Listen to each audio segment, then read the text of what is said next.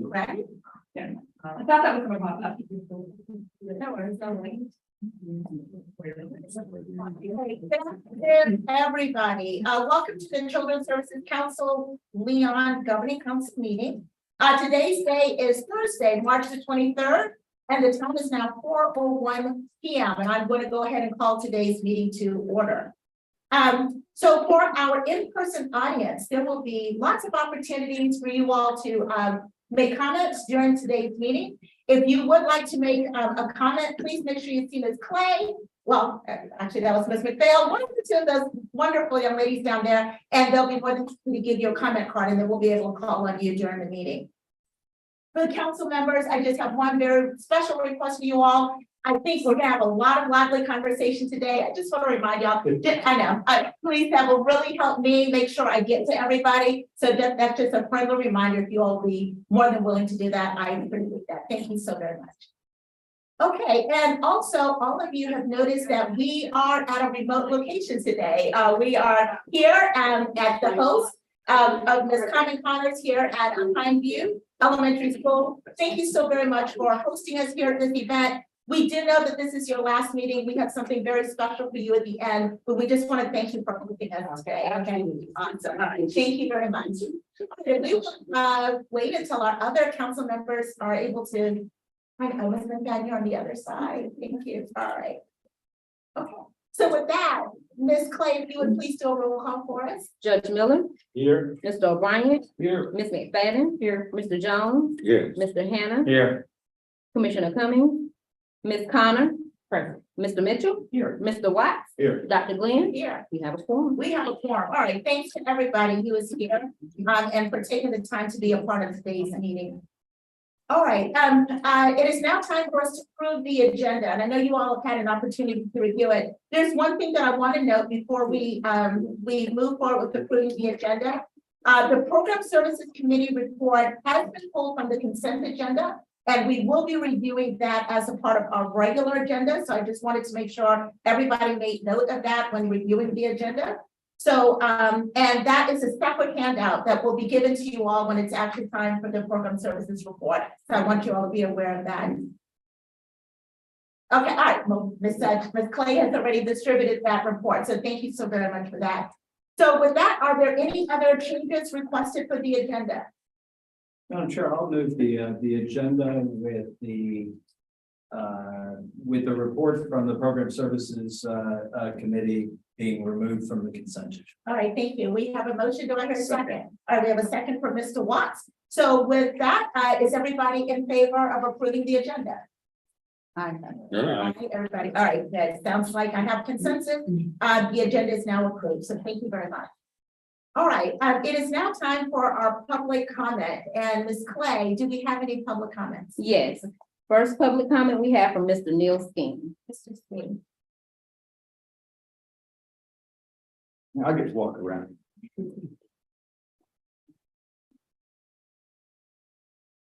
Madam Chairman, members of the council, and particularly Principal Connor. I just wanted to say before these other remarks, just a special thank you to you, because I think this is your last meeting. And it's not just for all you did for this council, but it's for the school. I don't always agree with Mr. Mitchell, but I do always admire him. And I agree 200% with everything he said about the school and about your work in this council. And so I just want to tell you it's a privilege to be here. Thank you. Thank you very much. I was very happy to read in the program committee council report about the presentation on the resiliency program, the cognitive behavioral resiliency program for training teachers and other professionals who work with children. I talked about the need for system-wide training and a consistent therapy or approach to dealing with children who have trauma, cognitive stress, adverse childhood experiences, whatever you want to call that, but helping them deal with the fight or flight mechanism that often develops with that and overwhelms judgment. And when we talk about kids involved in gun violence and other kinds of violence in the communities. This is a failure to help them build the mechanisms for judgment rather than fighting and fleeing and focusing on survival. So I'm very glad to see that on the program council agenda, and I hope you will move that forward in development. Cognitive behavioral therapy is widely recognized, widely used, and I'm not going to speak for any particular one, but I do know that that's one that a lot of counselors and others are familiar with and may even be certified. I was going to talk here about family support services. You moved it to the consent agenda, but maybe I'll try to save myself another trip up here. I was sort of glad to see it on the consent agenda because of the, it moves things forward and avoids having programs slow down on their way to reaching the community. There are things that I would tinker with in the draft, and perhaps others saw the same things. I just hope that you can move that forward and get it out of here and get and deal with some of these things in the scoring and negotiation and management of that contract, and work with the grantees to help them achieve the best outcomes. I do want to say that navigators and counselors are not enough. It's the wraparound services that are there, easily achievable and obtainable, to help them so that they're not going hat in hand from door to door trying to find this service and that service. I'm sure Judge Miller, you've encountered that with the dependency cases and reunifications. It's a big challenge for these families that are struggling to work with their kids. I just saw a report from Chapin Hall, widely respected researchers on child welfare at University of Chicago, and it showed that the return on investment from foster care is -3 to 9%. When you split up families, it is a drag on the results for those children and on the cost to society. If you can have this program that saves these families, preserves these families, and strengthens these families, even if you have a 0 return on investment, you'll be beating what happens when you separate these families. So I really do hope you'll move this forward. I also wanted to speak to public impressions from the newspaper. And I think it's unfortunate that a lot of the attention is on administrative issues about this council, which some call bureaucracy. And what most people never see is those 15,000 kids who got served by a summer program that might not have gotten into those programs without support of this council. Visible achievements like that won't quiet the critics, but it will blunt some of the force of their arguments. And that's why I think it's really important that, as so many of you have said, kids can't wait, and we have to get these programs out to the community and to the kids. So keep pressing forward. 2/3 of the people voted for this council, and I think 2/3 of these people, whatever may be in the paper, are still rooting for your success and want you to succeed and will be there for you. So I wish you well, and thank you for these moments, and thank you, Principal Khan. Thank you very much, Mr. Sneed. Yes, and I'm pleased let the record show that Commissioner Cummings has joined us. So please, thank you very much. No worries. From my side of town. No worries. We have a full house now, so thank you very much. All right, Ms. Clay, do we have any other public comments? Yes, we have public comment from Mr. Rick Lockenbach. Mr. Lawrence.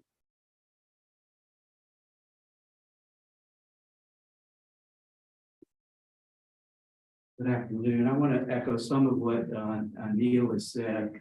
We're kind of partners in crime, so some of this may sound kind of similar, but I want to applaud your moving forward with putting your procurements on the consent agenda. I think it's going to be helpful in moving forward with the investments you need to be making in the community. So I applaud that. I think that's a good change. Like Neil, I still want to provide a few bits of feedback about some of the procurements that I had the opportunity to review that are on the consent agenda today. The first would be related to family support centers. As I read the statement of work, I did not see where it indicated at least one center should be up and running during the first year. I think that at a minimum is what the expectation would be. I've heard discussion about that being what is considered to be the minimum, but I think that that's a minimum that needs to be clear as you move forward through the process of funding a family resource center in year one. The procurement also talks about memberships in a family resource center. I did some research, not really exhaustive, but I did not see where that seemed to be something that was recommended as a evidence-based practice for a resource center. I'm a little bit, I think that is worth taking another look at that. It talks about possibility of charging a fee. Folks that are accessing resources by and large don't have extra change to throw at membership in a resource center. So I would encourage you to take another look at that as you move forward.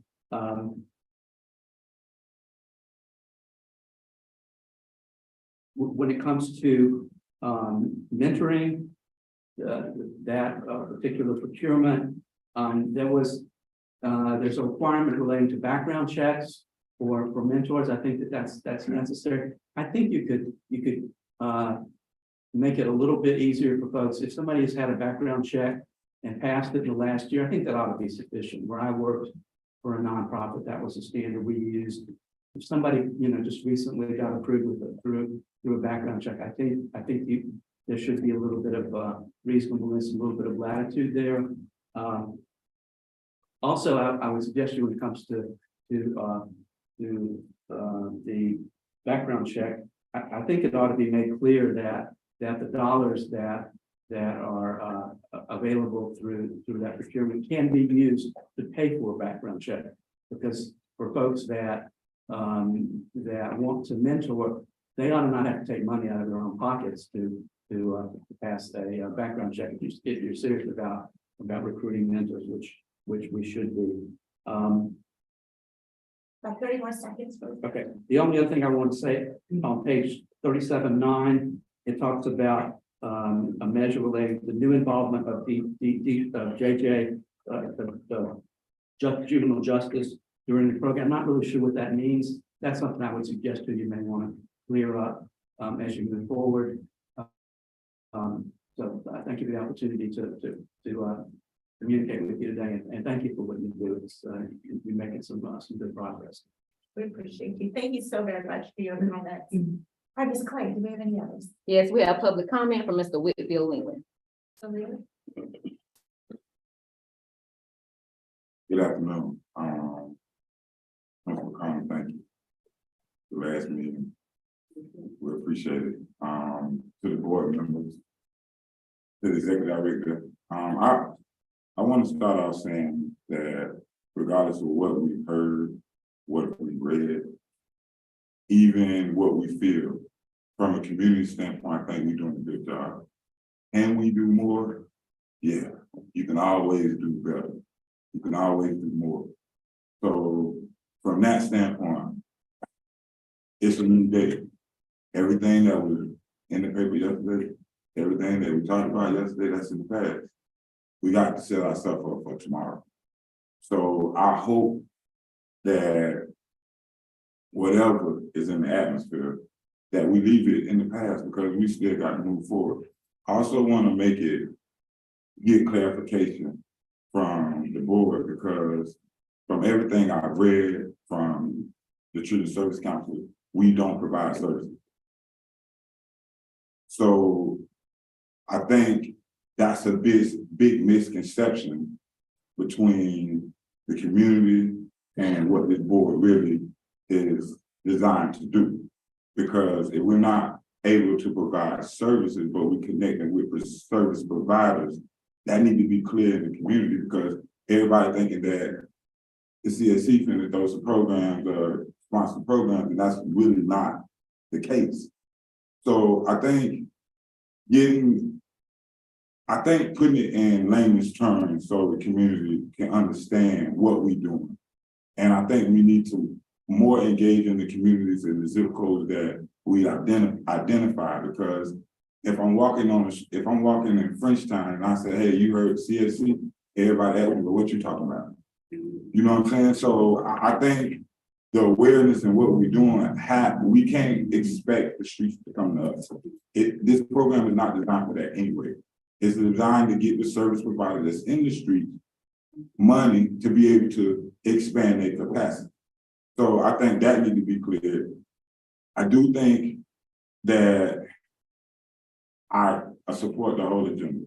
I understand it may be some discrepancies in staff members, but listen, I would encourage y'all to support our team that we have to rely on and hold them accountable for what they say that these positions do. That's the best way we can move. If it put a cap on the spending in certain areas. But I also feel like, and I expressed this to a couple of members, that the CSC is kind of handicapped. And the reason why I say that is because if an issue comes to the CSC, if a service provider has an emergency that needs funding, she can't help them because she don't have no funding to do it. She got to come to y'all, and guess when y'all meet? Every now and then. So I'm gonna wrap it up real quick. The mentorship, I think that's great, but also y'all gotta understand the people on the street that mentoring that really, like myself, I have a record. So your background check, I wouldn't pass it. So we got to keep that in mind for the people that really have a heart in doing what they're doing. They do because they have that experience. They done been there. So you can't play both sides, actually. You know what I mean? Think you're gonna get something. So I appreciate y'all, and I hope that we can move forward with it. We appreciate your comments, Mr. Leland. Thank you very much. Ms. Clay, any additional comments? No additional comments at this time. No additional comments at this time. All right, thank you all so very much. We do value you taking the time to come to these meetings and providing your comments. So special thank you to our community partners. All right, it is time on the agenda for our community impact story. So with that, Ms. Green, I'm going to turn it over to you to introduce the program that's going to be highlighted today. Thank you so much, Chair Glenn. So we have with us today Ms. Marissa Beatty Collier. She is with SG Mental Health Counseling, and they receive funding from our summer 22 cycle to provide services during that time period. Ms. Beatty Collier, the floor is yours. Thank you. Good afternoon. I am Marissa Beatty Collier, CEO of SG Mental Health Counseling, and I'm so excited to be here before you today. You have to excuse my nervousness, but you know, it is what it is, and I'm gonna get through it. So I'm a graduate of Florida State Bachelor's and Master's degree in social work. I'm a licensed master level therapist, and I love what I do every day. I love being able to meet with kids as a life coach, but our mission at SG Mental Health Counseling is to empower, educate, and normalize mental health services by looking at the whole person, their environment, learning, as well as their lifestyle. So we did receive funding from the CSC last summer, and we were so excited. We were able to partner with the City of Tallahassee Parks and Recs Division. Through doing my research, I realized that there was a gap there in services. There was no mental health provider when I went to go meet with them. And so as a result, we started out with meeting with two of the community centers, Jay Gaither, as well as Paul Monroe Teen Center. And upon building those relationships, we actually picked up a third community center as well. And so through being able to provide on-site services for the kids, so we were able to meet them at where they were. So not only did we provide social emotional learning as far as groups, we also provided individual counseling. We also did regular screenings for mental health, particularly with Coleman Monroe Teen Center. Those kids, we screened them 3 times throughout that time. And during that time, there was kids that was, so if you're familiar with the PHQ 9, number 9 says, you want to sum it up, is about, you know, have you ever had thoughts about wanting to harm yourself? There were some kids that checked that box. I'm not gonna cry. We were able to give them immediate on-site help for their crisis and what they were doing. And so we are so thankful to be able to have the funding last year to service those kids at SG.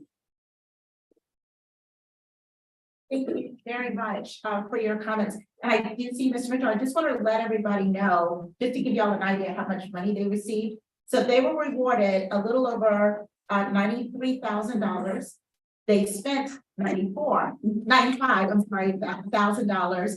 You projected to serve 54 families, but they actually served 422 families. That's outstanding. Just tell us, please, and I just want to get to your question, but how did you go from a lower projection to just multiplying that by, by that much to serve over 400 families? Sure. So we were able to really partner with the community centers. And then from there, looking at what other areas needed assistance. So through partnering with some of the back to school events, we did social emotional learning kits. So as you know, learning also starts at home. So instead of just focusing on the kids with social emotional learning kits, we actually provided them specifically for moms, specifically for dad. So we looked at the whole family unit, and so we know that one of the areas was enhancing family support. So we were able to do that as well. Thank you. Judge Miller. I'm sorry. Judge, Mr. Mitchell, so- I don't know. You're the judge. One of the questions I thought I had was, after you spent time with the children, especially the ones who check, hey, I was thinking of harming myself. And it could be a funding issue, but what about that follow-up? Was there a handshake with other individuals who could also do that follow-up work later on for those families? So some of those kids actually were able to follow in under our pro bono, as you know, that with mental health, not everybody has the money to pay for it. And so since we are a private pay agency, everybody can't afford private pay. But what I can say is SU mental health doesn't matter about the dollar. It's not about the dollar. It's about being able to provide and get the kids the services that they need as well as their families. Thank you. Mr. Mitchell. And thank you, Madam Chair. One, thank you very much for the service you provided. I'm trying to get my in my head sort of a picture of one, how many folks from SG participated, how many of your employees, and then sort of a day in the life. It was for the entire summer at these. I know in Palm Rose we had a meeting there, but at the other two centers, how many people went, and sort of what was their? They get there at 8 o'clock in the morning. Did they just meet with people all throughout the day and then kind of participate and observe? What did it look like? Okay. Thank you so much for that question. So we had a full staff. I'm so thankful for our partnerships with our universities, for Florida State, as well as Florida A&M University social work department. So we also have their interns as well as staff from SG Mental Health Counseling. So we had about 6 staff plus our 4 interns. So there was about 10 of us. And so day in the life summer programming, we were busy. So Monday, Wednesday, Friday, we were at Jay Gaither. And so we were there from 9 to 12. We ran consecutive groups from 9 to 12, and it was based upon the age groups. And so we tailored what we were talking about. So whether it was anger management, how do you manage your emotions?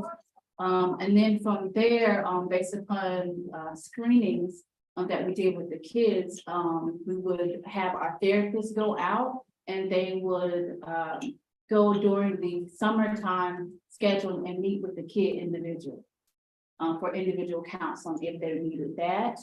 And then on the other days, we were at Palmer Monroe Teen Center providing them with financial literacy, ACT, SAT preps, and I did forget to mention, we had, some community partners with us, Nighty Nose Kids. It was absolutely amazing. We also had Lauren Brown Foundation that came in and did ACT, SAT test prep with the kids. And we had Girls to Divas that provided mentoring as well. One follow-up question. So you go from a group setting, but how many people in a group? Just kind of. It just depends, because they broke it up according to ages and grade levels. So I would probably say our largest group was the younger kids, maybe that preteen. So we probably had about like 20 kids in the group. Okay. But we serviced during that time. So in any given day, we serviced over 100 kids. So if in that group of 20 at the max, we'll say the smaller group, maybe 10, I'm making that up, but let's just say. That's where you identify individuals who may have specific needs that needed to be met one-on-one, and you provided that service to those as well? Yes, so with some of the kids, so we noticed with one kid in particular, we were talking about how do you identify your emotions and what that looked like. So we talked to them about the color wheel. Sometimes you can't verbalize it, but what color associates with how you're feeling. And so we were able to identify what there was one kid who went in the corner and started crying. So we were able to have a therapist to go and we were able to have a therapist go and talk to that kid one-on-one to find out, hey, what's going on with you? And turns out that the kid's mother had just died a couple of months earlier and needed therapy. And it was kind of dismissed in the family. So as you know, in the minority community, that is one of the stigmas that is associated with it. And we were able to reach out to the dad and able to get that kid the services that he needed immediately on site. Thank you. Thank you so very much for the work that you did. Thanks for taking the time to share your impact story with us. Yeah, it's just a difference between seeing it on paper and hearing the stories, and we value that. Thank you so much. Oh, yeah, just a real fast question, and thank you so much for all that you did for our children last summer. But aside from the summer, do you have ongoing services as well? We do have ongoing services. So on Saturdays, we actually have a meeting this Saturday for our teens. It's called the Safe Space. So creating a safe space for our teens to be able to come together, have a conversation. Those conversations are so powerful and meaningful. And then we also do provide our mental health wellness check-ins, which was something that we did last summer, and also individual, group, family, marriage counseling. We do have all of those services. Awesome. And one of the follow-up questions, have you been involved in any of the technical training virtually or in person that has been provided through the Children's Services Council to assist service providers in responding to requests and proposals or invitation to negotiate? Last year, yes, we did. Okay, last year. So I mean, in like last year, so in last year funding, we did. This time I did not. I felt pretty comfortable with. Okay, but you were aware of them? Yes, I was aware, and it was, yeah, I was told I should have attended. Okay. So I won't be mentioning them again. Okay, awesome. Thank you.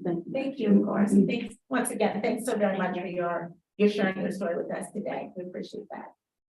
All right, so let's move forward. It is now time for us to review the consent agenda. I just want to remind everybody what's in the consent agenda, the minutes from the February 16th meeting, the financials for February. We did pull out the program services committee report, and I will be leaning on school member Jones to do that later. And then we do have the executive director's report that is a part of that, and I'm not going to go through all of those specific elements, but with the current consent agenda minus the program services, if is there anything else that anybody would like to pull from out of the consent agenda? If not, I would like to get a motion for approval. So, second. All right, I have a motion and I have a second by Mr. Jones. Is everyone in favor to move forward with the consent agenda? All right, the consent agenda is approved. Thank you all so very much for that. I appreciate it. All right, Mr. Rowe. Yes, sir. If I just may highlight one thing, I'm just excited about one of the things on consent as included in the director's report, and that is the memorandum of understanding between our CSC and the local school district and the sharing of information that is going to be a critical resource for the agencies that we will be funding in terms of being able to provide far more impactful case management of the families that we'll be serving. So that's good to see. Thank you so very much for pointing that out, Mr. Jones. And one other thing before we go forward, I just wanted to, we have these nice little snack packets in front of us. I'm really sorry about getting it. These were a gift from Ms. Connor and her daughter, your daughter made. That's these. right. So thank you so very much for these. I am dying to get into some of the cheese. So thank you. Madam Chair, I'm just gonna speak because none of you have opened up. Oh, no. I'm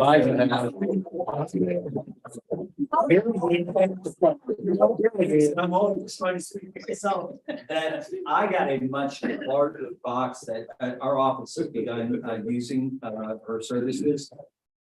And while this is very pretty and nice, if you don't save the top lid and start calling her, shame on you. They're phenomenal. They are, yeah, they come in big boxes. She does big boards. She does grazing table. Yes, she does. She has. Yeah. 1, 2, 3 South Adams. She has done it. Thank you. It's a free commercial. That'd be amazing.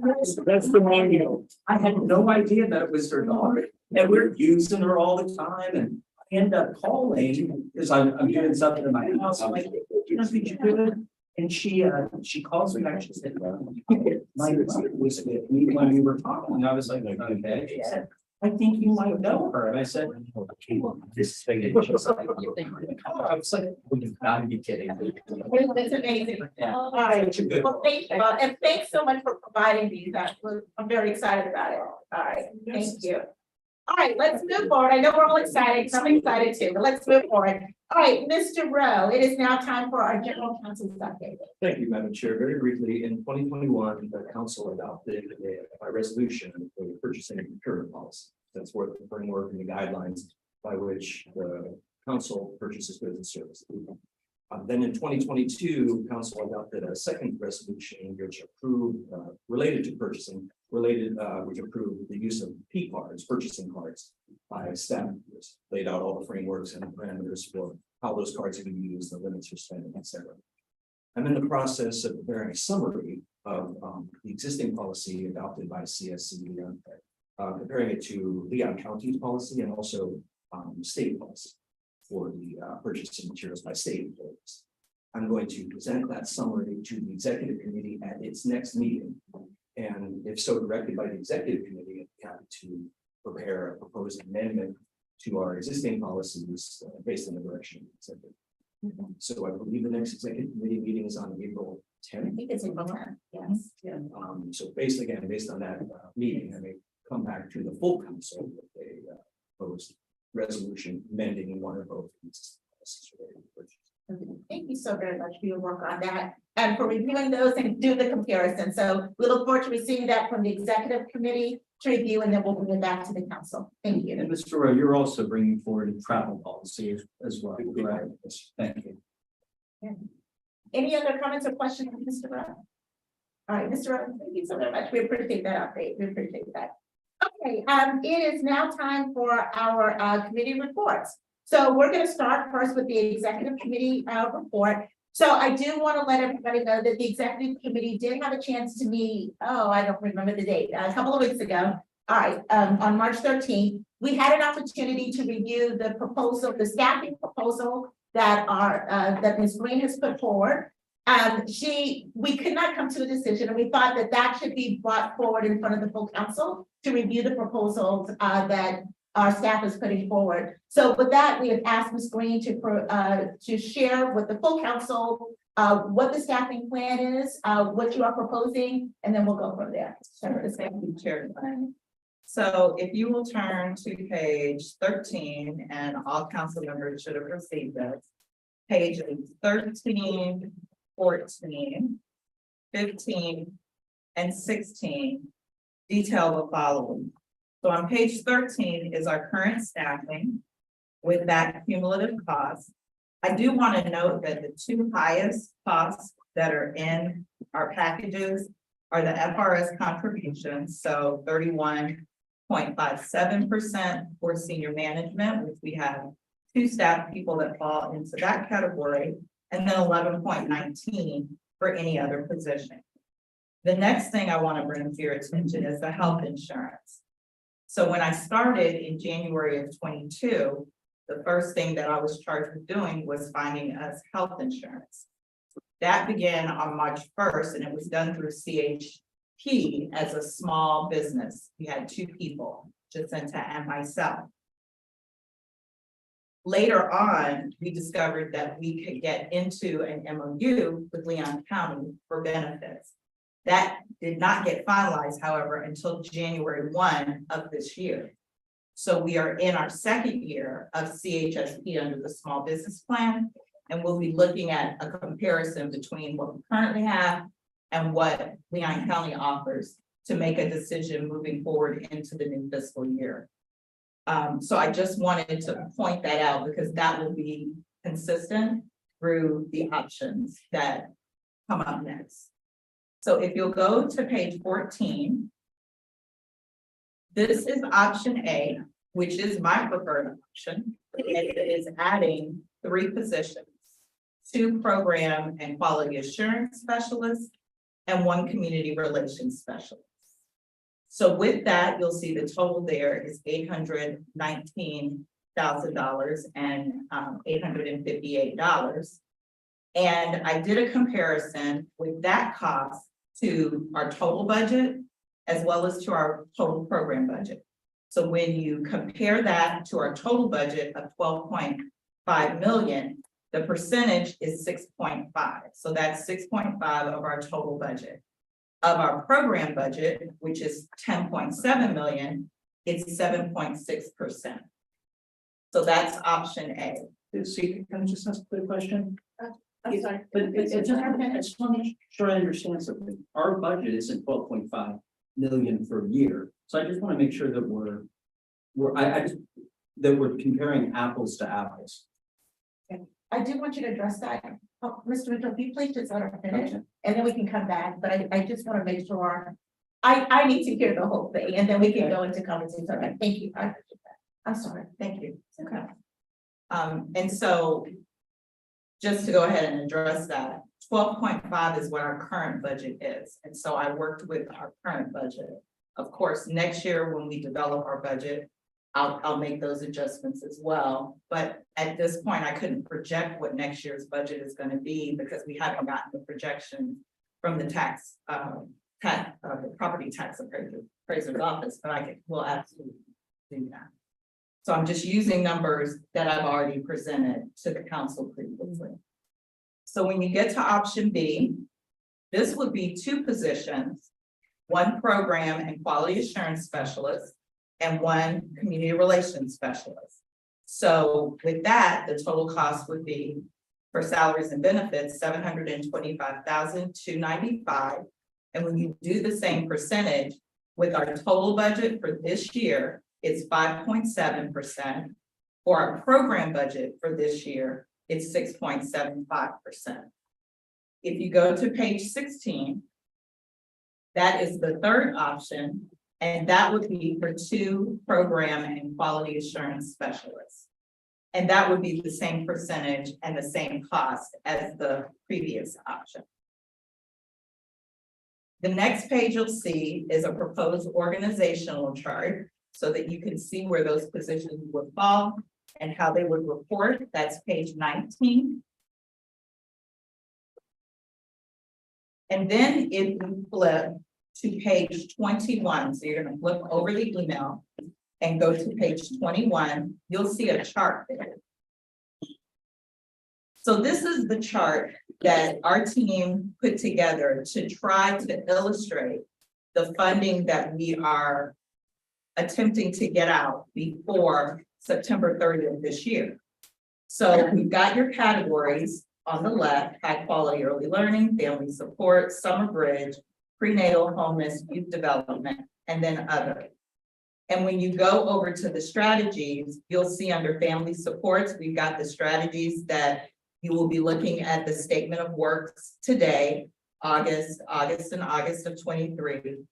We are holding on behavioral health and childcare only because the council agreed that we needed to do some partnerships and some conversations, given the state of where behavioral and mental health is. And given that the non-traditional childcare is something we're gonna have to really explore with the partners. Summer learning and summer feeding, the applications actually closed yesterday. And we got a total of 52 applications. The majority of which were summer learning. Then we had summer feeding, and then we had about 12 that applied for both. So that gives you an idea of those applications. Prenatal, we'll be looking at in the fall of this year. Homelessness is to be determined once we get through that framework. Apprenticeships, the fall of this year. The CSC team board, which goes into that youth development. We're working on summer this year. And then rolling small grants, which we presented to the Program Services Committee, and we are revisiting that when we go through the spending plan that we will be sending to the committee or reviewing with the committee at the next meeting. So when you look at the next column and you look at quantity, we tried to estimate the number of programs that we expect to be evaluating and having oversight in this year. So for sole source, we'll have one that's for the on-ramp program that you approved with early learning. We also plan to do some other early learning type programming. And once the Program Services Committee gets that framework finalized at their next meeting, we'll know what that programming looks like. We're guessing it could be up to 3 programs. For our FRC, we'll have 1 provider. For family strengthening, maybe about 3 programs. Again, this is an estimate. For mentoring, we're thinking about 4 programs. Then when you go down to prenatal, we're thinking maybe 3 we would fund. Apprenticeships, maybe 3, team board 1. And then when you get to the rolling grants, the minimum we would be looking at would be 12. So when you add all those numbers together, before the end of 2023, we could have 31 simultaneous programs going. That does not include what you will decide to fund for summer, in summer feeding and summer learning. So I wanted to bring to your attention that if you go back up on this document and you look at the total budget and look at the total, the program services budget, the program services budget that you approved is about 85% of our total budget for this year. When you extrapolate, that leaves 14.76% for operations, salary, and everything else. When you look at my preferred funding structure, it's not even 10% of that 14.76%. So I just wanted to point that out in this document. If you turn over to page 22, it gives a description of a summary of what each of those job positions would do.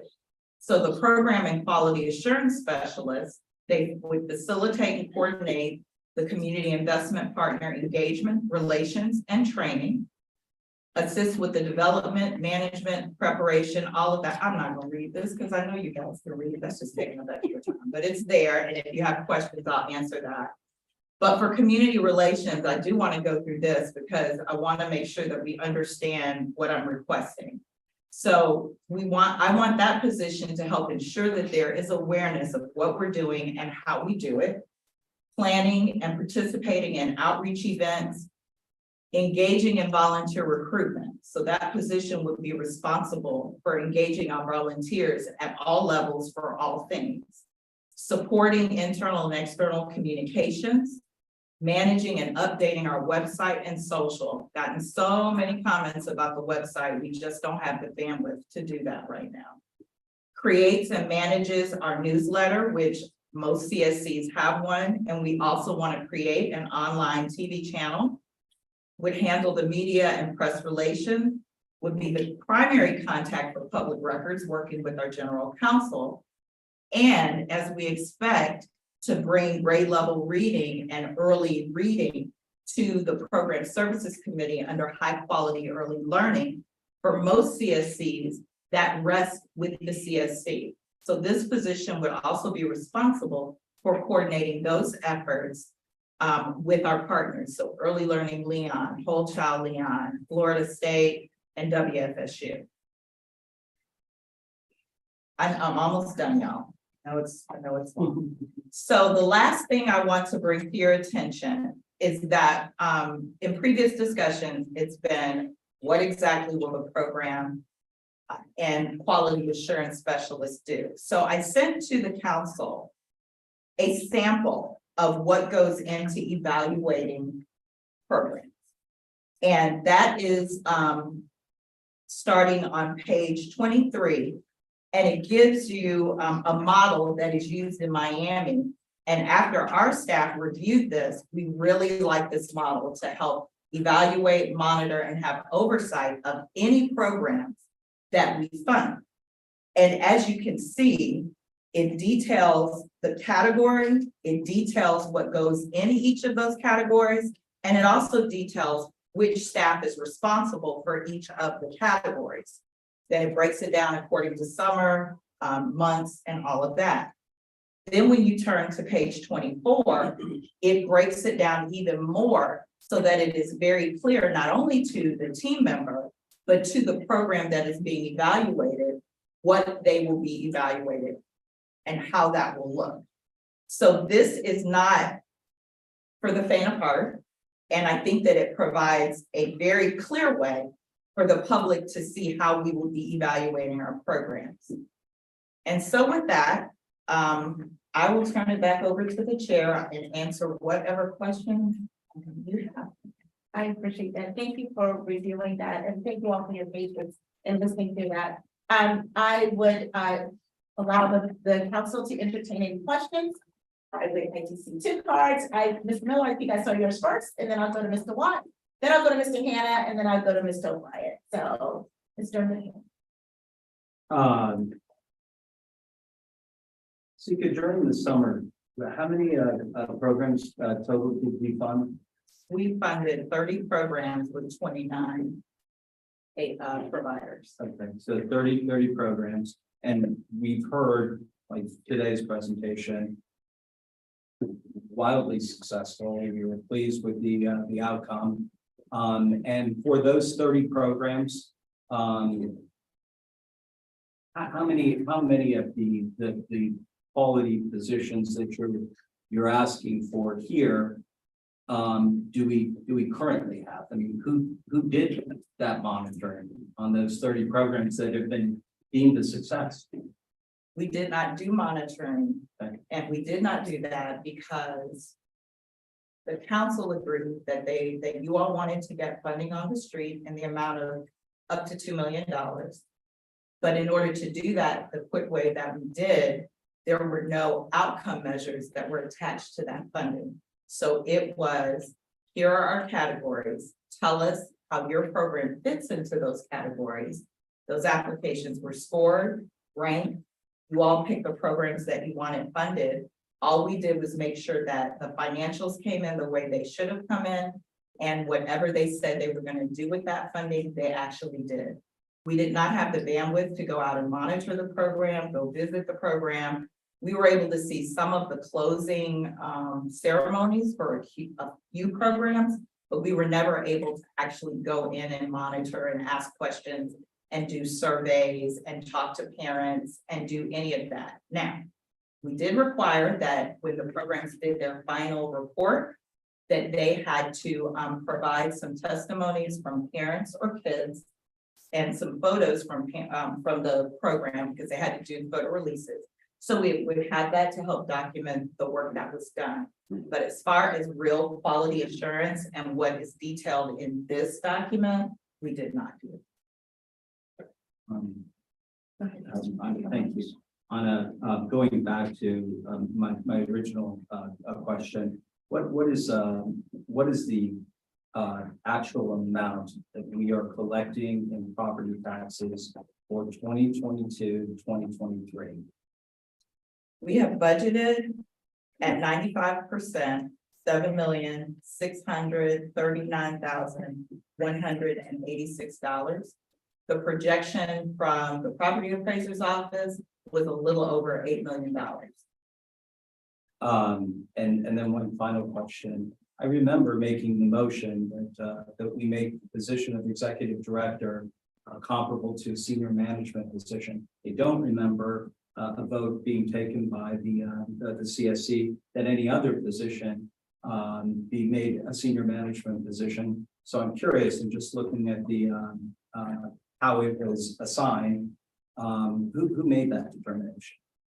I calculated it that way. I don't think it was a determination that was made. I will say, from my professional experience, and I am very grateful for the benefits package that I received, but I also think that all of our staff works hard, and if there is a way for us to accommodate some of that same benefit, that we should do that. So I made those calculations. That being said, of course, these are estimates and calculations. I did not know that needed to come back before the board, but they can absolutely be changed, and I am open to it. Mr. Weiss, you were next. I'm just curious if the program, anyone from the program services committee, could provide any insight as far as your viewpoint towards the extra positions that would impact the programs. And that's just based on observing one of your meetings, and I'm just very curious to hear your points of view. I'm happy to provide that insight. In fact, I believe it came from the Program Services Committee that we recommended that the Executive Committee revisit the staffing plan. The good part about it, as I recall, although not an inaugural member, because my predecessor was Mrs. Alva Smith, when I joined the board, one of the things I ensured that we oftentimes said was that we did not have to recreate the wheel. One of the things that we oftentimes talked about in all of our conversations that we could look to other CSCs already existing of similar size, serving a similar demographic with similar budgets. And so as we understood it in the Program Services Committee, now that we're talking about putting these monies on the streets in multiple year contracts, serving a far wider bandwidth than what we saw with the summer funding, it was then that we realized that the current staff that had already grown by person to person as we assumed additional responsibilities, but now with the execution of the RFPs and the same level of accountability, stewardship, monitoring, to make certain that we were able to measure the impacts, particularly on an annual basis, to make certain that those projects and programs that we had funded would be renewed on an annual basis, that we were collecting the types of data to make sure they were meeting those deliverables. Then we realized that those standards or measures for already fully executed, fully operational CSCs would be a standard that we would want in terms of our employees. And we knew that there were more employees to be hired on the horizon, but we had not yet dealt with that, and those provisions had not been made. And that is why the Program Services Committee recommended that the staffing plan consideration be resumed, because we knew that we were getting ready to start off with our the different target areas, priority areas that we had recommended. So that was why that was the reason for our doing it, because we knew what our expectations were in terms of the rollout that we had for our programs. Thank you. Mr. Hannah, I think you were next, sir. So several months ago, we were starting to address this issue of staffing. And one thing I proposed was for us as a board just to look at the total budget, and we can have a conversation whether we think it's 12 million or whether we think it's what we bring in 7.6 million. And to give the executive director a number, whatever that number is, it could be 500,000, it could be 800,000, it could be $1 million as directed by us, and then let her work within those parameters, which was my suggestion at the time. And then it would be left up to the executive director to hire one person at 100 grand, or two people at 50 grand, or four people at 25 grand, or whatever the budgetary number was, she had to work within those parameters. And maybe not in many aspects of our organization. There are 10 of us on this board. I deal with a board of 5, half the size, all A-type personalities, all respect in the world, Mr. Jones, with varying opinions about how to run an organization, how to run an operation, what priorities should be. But the main thing the board does, that we do, is set a budget, the parameters, and what we feel comfortable with the oversight of taxpayer dollars, and to create policies that manage the organization. That the executive director is the head coach. And so as a little boy, I was a big Dallas Cowboy fan, and Tom Landry was the head coach, and Tex Schramm was the owner of the team. But Tex knew he wasn't the head coach. Tom Landry was the head coach. Okay, now when Jerry Jones became the owner, Jerry Jones tried to do both. He tried to be the owner, the money man, and the head coach. And so I quit being a Dallas Cowboy fan. We have a head coach. What I would suggest is we give her the parameters by which we think she needs to operate and run the organization, and let her coach. The one thing and so I go back to, I really think that we should just set a percentage of the budget, so that when we answer to the citizens and the taxpayers of Leon County, X percent is administrative fees, X percent is programming. One thing, hold on. The timeline, and I expressed a little bit of consternation before about go, let's go. Almost like you see, I should go to JC Casey where they put the dog in the box and the dog's just going crazy, waiting for the rabbit to come around, waiting for the box to open. And maybe I'm that dog in the box and wants to jump out and start chasing that rabbit, right? And at some point, we got to chase the rabbit. But the one thing that does concern me is that when I look at the timeline on page 21, I see a window from where we are now, basically April of 2023 to November of 2023. And we talk about, there's that old adage of how do you eat an elephant? One bite at a time. This looks like a whole lot of bites at one time instead of one bite at a time. Again, we have a head coach, with all due respect. This seems like a very aggressive timeline. Would I approach it this way? Maybe not. But I am still that dog in the box that wants the rabbit to come out. And so wherever we start, and I've made it clear, I think we should start at 0 and we work to solve the rest of the problems of the world. Let's start it with him at birth and move forward. But at some point, we got to open the box, let the dog out. But as far as the money's concerned, I say we set numbers, give her a budget, operate within that budget, and let her do her job. Thank you. Appreciate it. Mr. O'Brien. I'm going to bounce around a little bit, so I apologize. But going to that point, I will tell you, I think all of us, we've heard from members of the community. I know I've gotten my ears full of comments of why aren't we spending money, et cetera, et cetera. I'm okay being a little bit deliberate on the front end to make sure we get it right. We've gone through the assessment. Ideally, we need to get all the money out there to help the kids, but let's make sure we get it right. So I'm okay being a little bit more pensive and thoughtful, making sure we get all that in there. But I think we're at the point where we've got all the information we need. We do need to get it out there as soon as possible.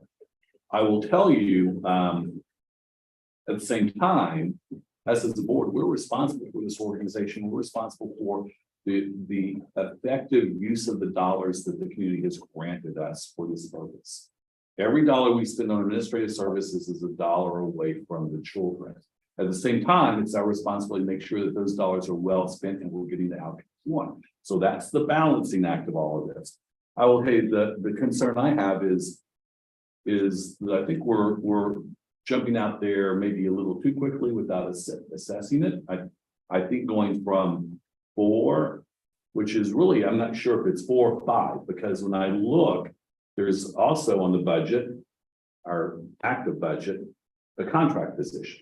Does that disappear in this process? Because that's an expense. It's not included in any of this. So, I mean, you have to factor that in as an administrative expense as well. You know, it's not on this list. So is it a trade-off? Is that an addition on? The question I have is to go from 4 to 7, it's a 75% increase all at one time. It's not an incremental, it's not a staged, measured approach. I don't run our organization that way. Every new position, as large as we are, any new incremental position has to be reviewed by a group, and there has to be a business case for it.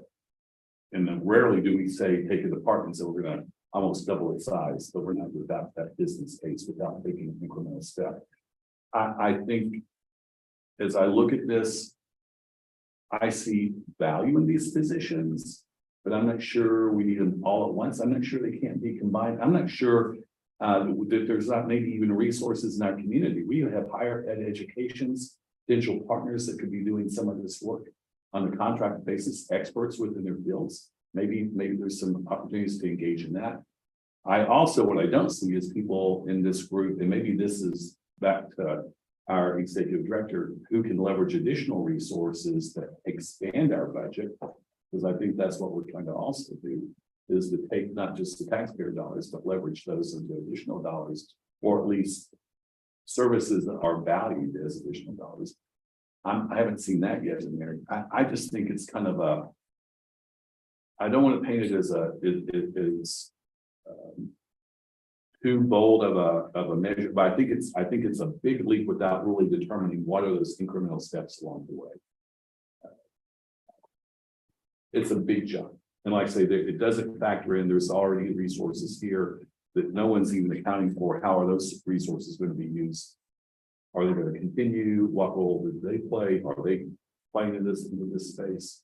There's just still a lot of questions in my mind around this. Would you like to respond to anything we said before we go to Mr. Jones? Sure.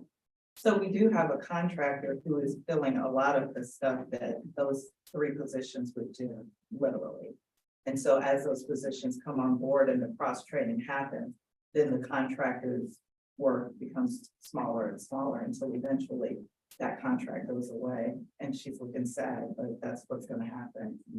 Can I give you a timeline? No, because it depends on what you all approve, on what we can bring on and when we can bring it on. But that is the idea. So let me ask you this: of all these 3 positions, what is the most important and why?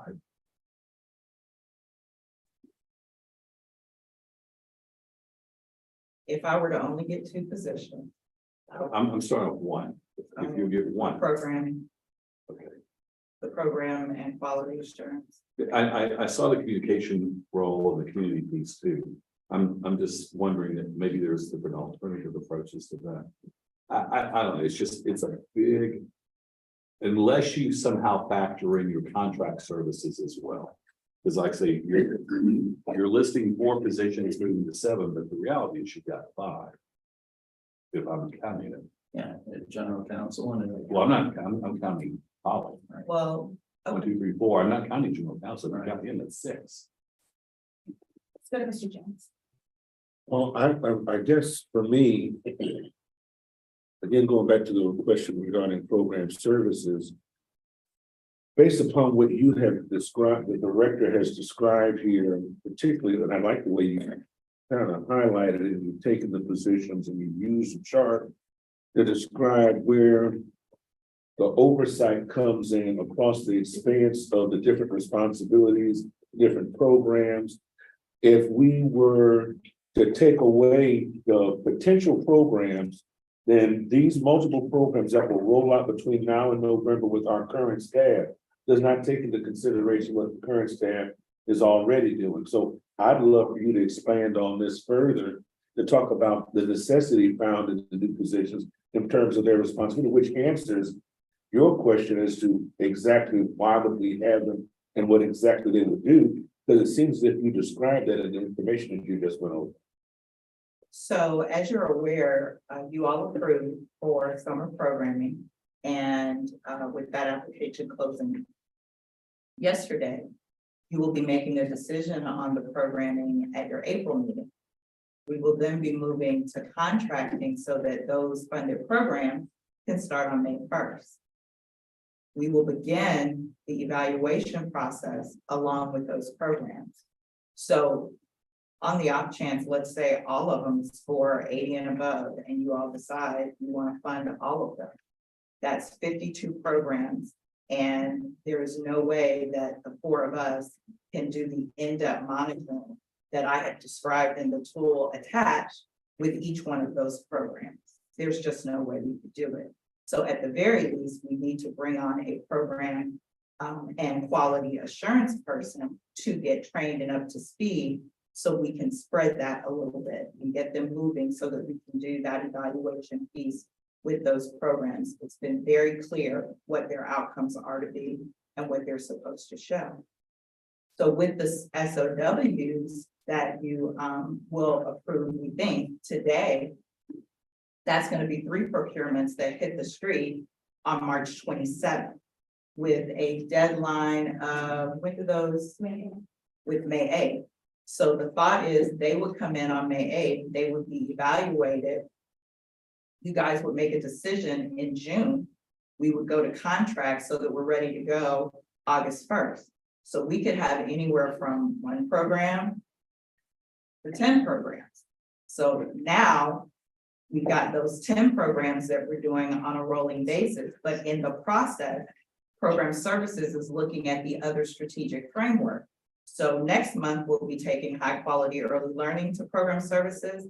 And then subsequent to that, prenatal and postnatal supports. So there will be RFPs that are developed from those strategic frameworks as well, which will come to more programming that goes on the street that then has to be monitored. And so with what each of us is doing now, there is no way that we can do the in-depth monitoring and relationship building that I believe this council wants us to do with the 4 members we have. And just to address the contracting piece, because I think it's an absolute legitimate question.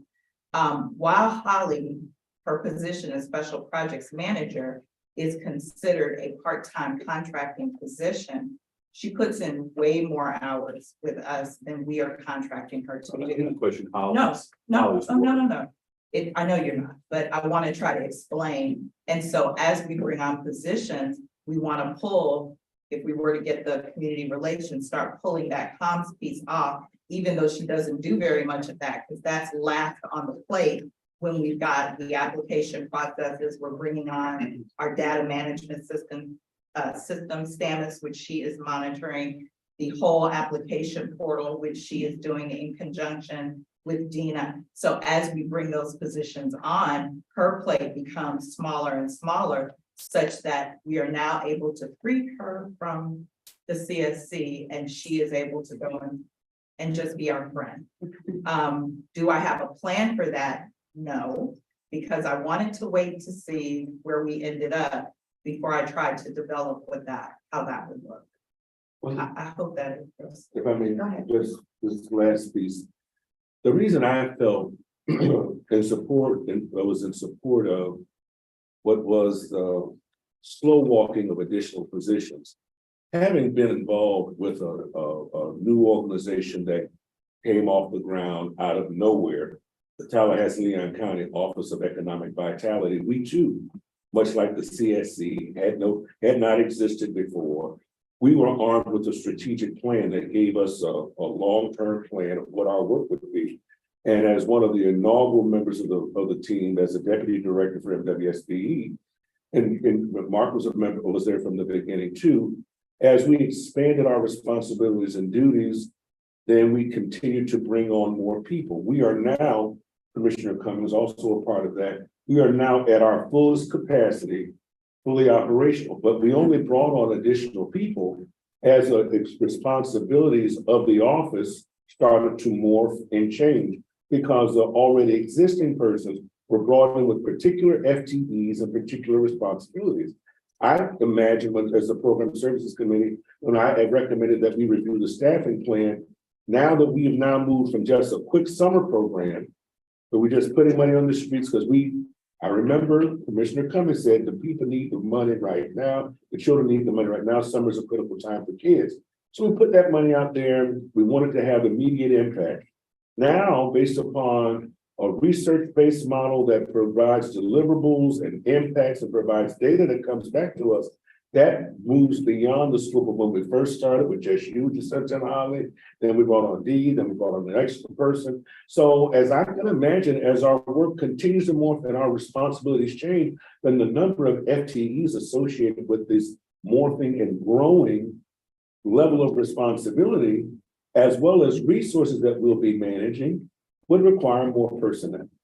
And that's why I wanted, as program for us to revisit, because would be these new employees would be based upon the recommendations that we were bringing forth to the full council to consider as we roll out the program. And maybe that might be, I don't know how high-minded that is, but it just seemed like common sense to me, particularly having been a part of an organization that has grown in that same way. Thank you for your comments, Mr. Downs. Ms. McFadden.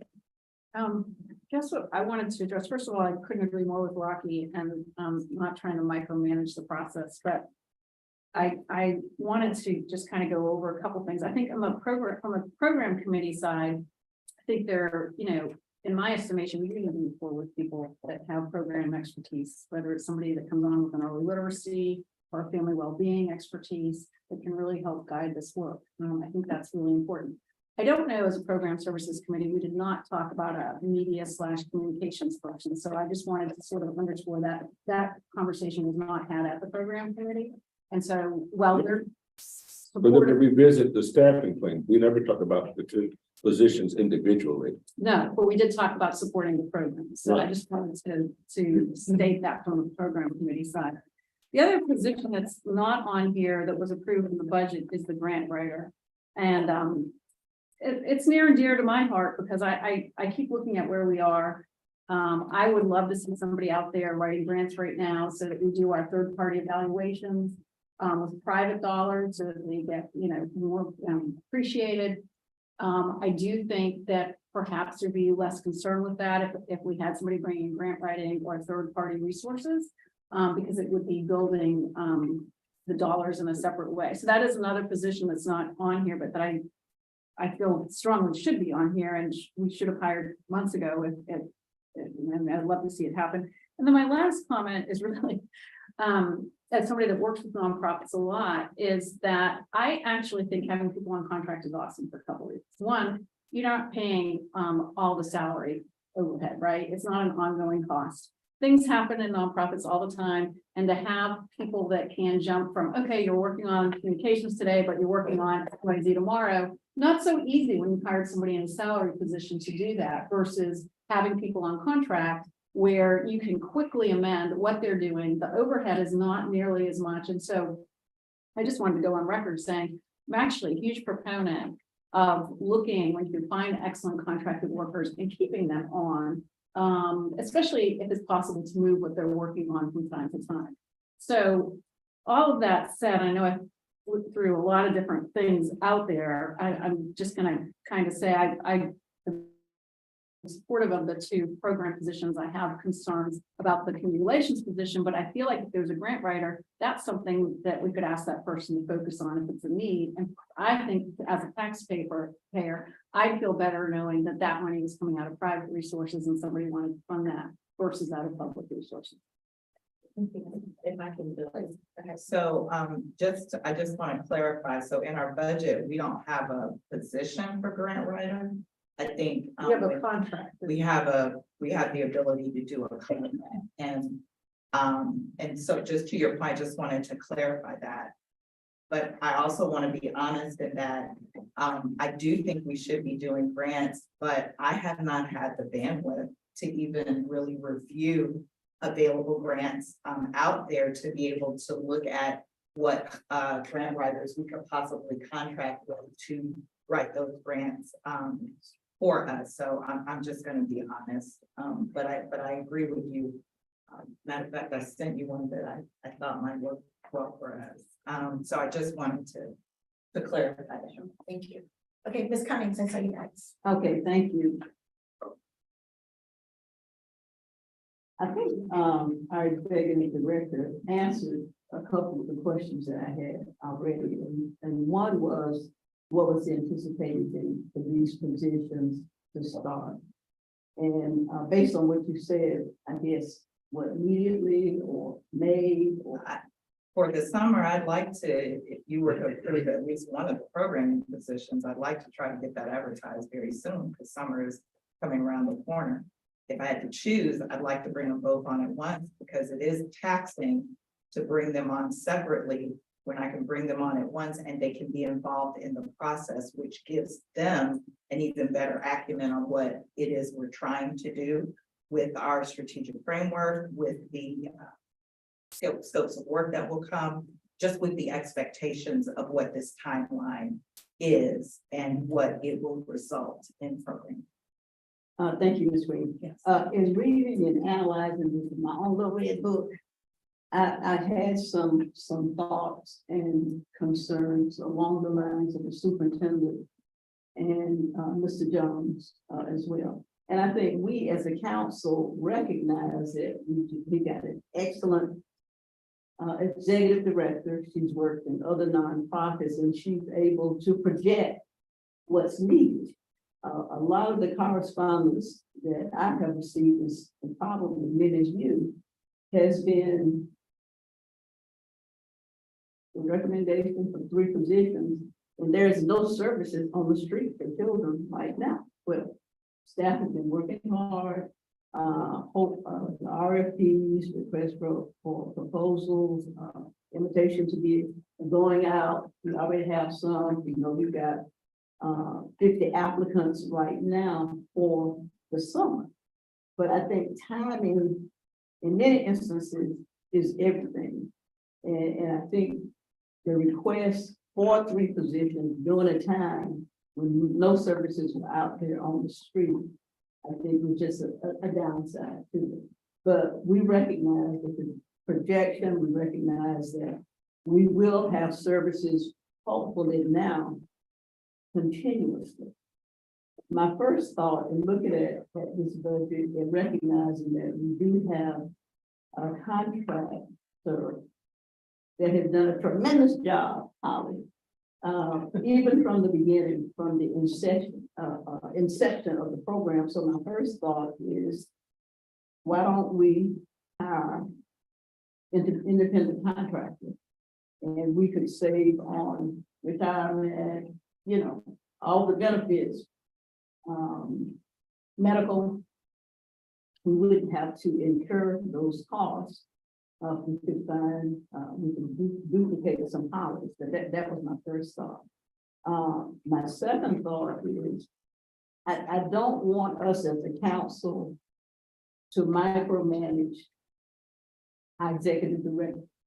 You know, I respect her request, I respect her projection of what's going to be needed so that we as a council can be accountable to the taxpayers, that we are procuring services from programs that are actually providing quality services to our children. And you know, I think that's primary, that we are responsible to the taxpayers. But I think we are also responsible to the taxpayers from a fiscal standpoint as well. Okay. And what I've been trying to grapple with some happy medium with all of this. And I think that perhaps Mr. Jones' suggestion that we look at this from a gradual standpoint. I think once we have the service provider, once we have the contractors, then we can say, look, we need it. Our executive director knows in the future we will need it. But right now, I think what the plan is to get them on board, train them, I believe, and have them up and running once our program starts for the summer. And then they'll be trained for the fall as well. And I know that's the plan, but I think we as council members have also, we've got to be concerned about perception. We got to be concerned, we've got to make sure that the taxpayers recognize that we are protectors of taxpayers money. I don't think any of us want to arrive at a point where the taxpayers are disgruntled and it comes back and they just start the whole program. You know, so I'm trying to find a way so that we can have a happy medium, not micromanage our executive director, but also be astute as council members as well. And I think what Mr. Jones has recommended comes sort of close to it. I ultimately believe, Superintendent Hannah, that what we really need to do as a council is look at a percentage for admin, give it to our executive director, and allow her to deal with personnel. She doesn't have to come back before the council to get approval to hire a staff person. That's within her budgetary restraint to do. And of course, we're not there today, but I think ultimately that might be the better approach to this council. So I do have some concerns about the timing of it. And I do have some concerns that right now it's projected, but it's not reality right now. And so I'm willing to listen to other council members.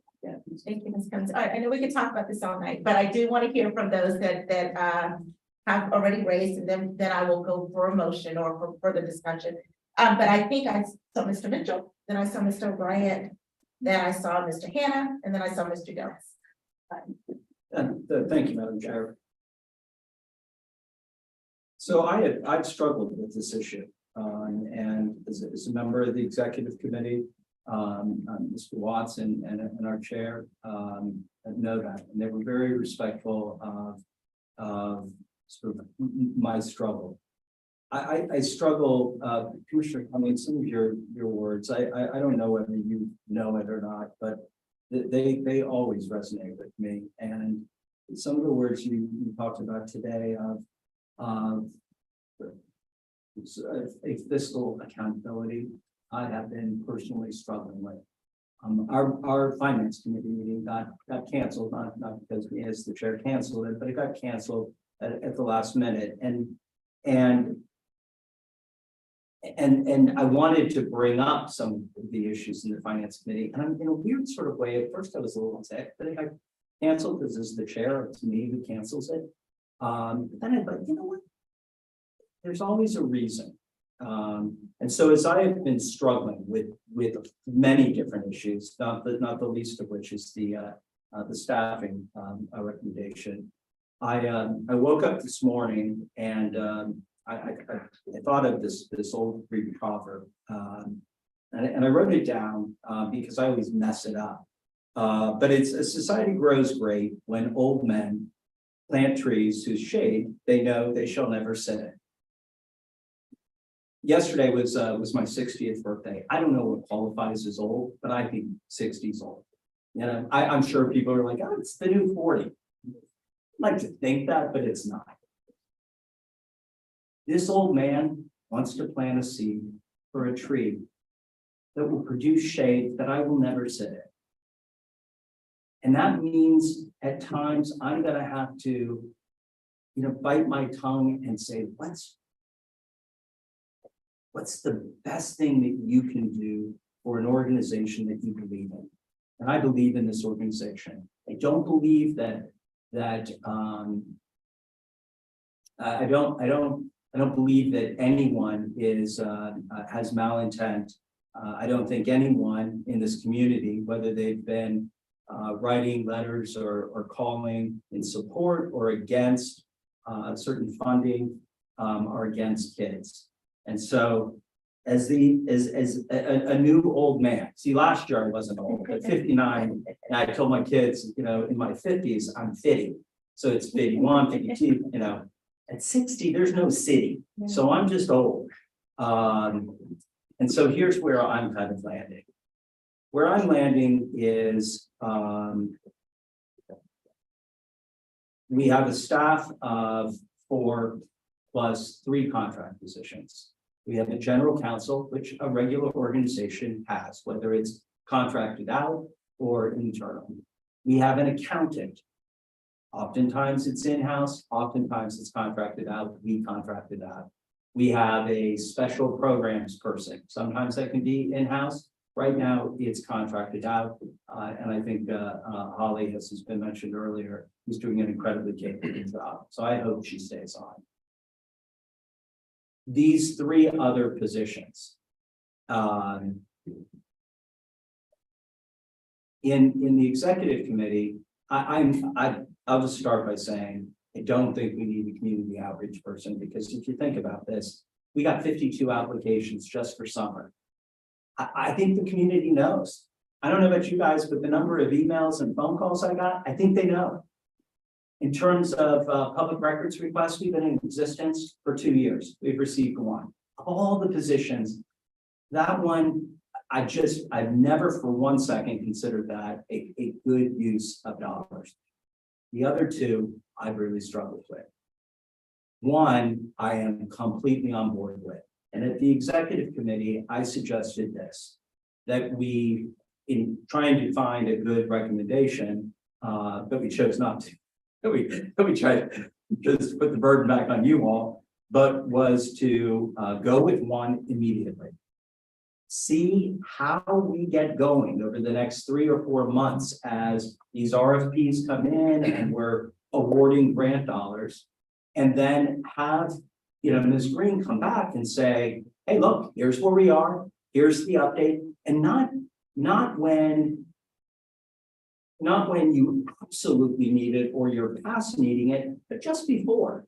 Mr. Leland made a very good comment, but his comment said, you all meet every once in a while. I don't know what every once in a while is to you, Mr. Leland, but this old man says once a month is a lot. Combined with our executive committees and our finance committees and what have you.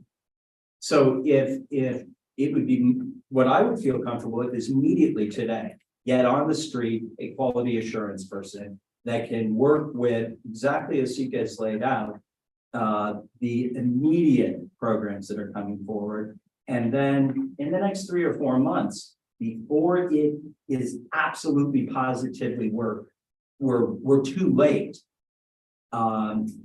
Recommend that here's where we are, here's why we need what we need. So that's kind of my position. The final thing I'll say is to Ms. McFadden's point about a grant surrender. 1, I completely agree. And all along, I have kept that number, and Ms. Green has as well, to her credit. She heard you, the finance committee heard you, and it's in there, but it's in there as a contract employee, because candidly, a grants writer doesn't need to be a full-time. How much? When should you have it? We have, see, God, it's 50,000. Is it 50,000? Yeah. We can get somebody for that. So it doesn't need to be a full-time employee, because the CSC is certainly not going to be doing that much grant writing. Finding a contract employee, again, I think what we have to do first is our core mission, and that's get services out on the street to kids. Start right away. As we are getting bigger and there's a second program person perhaps needed, we bring that person in. At the same time, we're out looking for a good grants writer who can bring additional dollars in, and that $50,000 surely can be covered by the dollars that they recover. Most grants won't allow you to do it that way, but I'm just saying, it all works out in the wash. And so that's my position, and I appreciate listening. Thank you very much. Mr. Ryan. So going back to this conversation, I mentioned earlier that my experience is that you evaluate new positions with the business case mindset. business case can be new revenue lines, it can be quality, and you make a business case for good quality and experience and all of that. And that's really what our job is to help SECA do. But not run the organization. Not run the organization, but I go back to this issue of taking a measured approach, a thoughtful measured approach. You know, I hear let's talk about 50 programs. The truth of the matter is one, I do have a little concern doing 50 programs because you can be a mile wide and an inch deep and not really have a big impact. But that being said, some programs are bigger, some programs are less. Not every program requires the same level of evaluation. But I don't think that we should measure a group that gets $5,000 the same way we measure a group that gets $500,000. And it could be that as we look at this program and quality assurance specialists, we provide a little bit of direction about where we prioritize those efforts and what is the threshold to really dig in and really do those reviews. And I like by the way, the deeper, more meaningful projects, because I think that's going to have a bigger impact longer term than just throwing dollars out there. I mean, I get some programs and I agree wholeheartedly, but reality, it's the meaningful, measured, long-term, thoughtful, engaged programs that are going to really drive these children and give them the chance that we want them to have to be successful. So anyway, that being said, you know, I look at what we do and I try to provide some guidance. You know, my suggestion was if we're looking for a motion, I'll throw it out there. You know, I think there's more comments, but just as a thought one, and I won't make this as a motion yet. But you know, let's go ahead and prove the one position because I think all of us agree that we need to have someone who really is programmatically focused and following, and especially the major programs that we support. We need to have an ability to measure those, monitor those effectively. But then I think there's, as it goes back to Holly's work and the flexibility around staff and a focus on leveraging up dollars, grant writers, whatever, bringing more dollars in addition to tax dollars. Maybe what we ought to do is just put an amount for contract support. You know, I'll just throw out a number for the fun of it. We know Holly's number that's in the books. We've got 50,000. We say 110,000 for contract support. Let's put that in there. Give SECA the flexibility to manage within that, with an emphasis to leverage up. And let's look at grants, etc. But give her the flexibility of dealing with that. So approve a position and then a budgeted amount of contract dollars that can be used to address, help us address the needs of this organization. So just clarify. The 110, is that what we already have, or would that be in addition to? Because 110 is what we already have. We have Holly at 60 and then a grant writer at 50. well, So we haven't exercised the 50, so I would say it would be 110 what we already have. But approve the one position and act on the other two. Let's go to Mr. And if just for clarification, that doesn't include, for Mr. Rowe. Legal services and accounting service. Accounting and legal is All right. stages because we have to have You that. just got your ring on. No, those would just. Thank you. Mr. Hannah and then Mr. Jones. And I'll be brief. So I think we should have that same philosophy throughout the entire organization. I don't need to say it again. I've said it three times. And then she can contract, she can whatever. We set an amount. These are our expectations. Don't go above that amount. You figure out how to work the math. And if you did, bring it back and ask us. Exactly. To your point though, Mark, I don't want there to be this perception that I want to run out there half cocked before we're ready to go. I've been standing, I feel at the start line now for quite a long time. I mean, all in on the needs assessment and a lot of the other work we have done over the last 2+ years. But at some point, you got to pull the trigger. Yeah, so we've done all the work, we've done all the thoughtful pieces of it. I'm ready to go. Mr. Just to clarify, you don't have to do any action on 110. It's already in the budget. The 50 is already there, and the money from Holly is already there, so that's. So there's nothing additional there, I just want to be clear, which is fine, that's. Mr. Jones, you have the final comment. Well, thank you, and I too will be brief. I am. As we continue to make these decisions today, one regarding the statements of work. As we make decisions relative to the staffing plan, what I think is still very important, and again, having been a part of an organization that was started from ground zero. An organization like the Children's Services Council to have the impact that we know that it can and should have, it has to be given oxygen. It has to be given the nurture that it requires to grow and to thrive. One of the things that I think is critically important is that based upon what has been the activity of this organization thus far, our executive director has told us that based upon what she already has heard and the staff that she now works with every day on a day-to-day basis with the responsibilities that have been tasked to them, she has come to us based upon her professional experience, having been involved in the operations and management of this organization on a daily basis, has made a recommendation to us for the additional staff, and then has gone as far as to provide with us a schematic of the type of oversight and responsibilities over the projects that will roll out over the next year through November 2023. She has identified for us what those responsibilities would be for those new employees. I would also expect, as you have described here today, that if there were a change in the number of employees that are provided, that we would also provide a change commensurate with that in terms of the responsibilities and the work plan moving forward as well. One of the things that I, again, as a part of an organization that started from ground zero, we had a strategic plan first of all, but then we had a work plan. What she's described to us is a work plan based upon the strategic plan that we've outlined. So then we change the timeline for those deliverables and for the activities of this office moving forward based upon what we would then provide. And this is my last comment. Some of what I have heard us describe here has been not board perspective, but really a plan for operations and management, which is beyond the scope of our, because we're not here every day.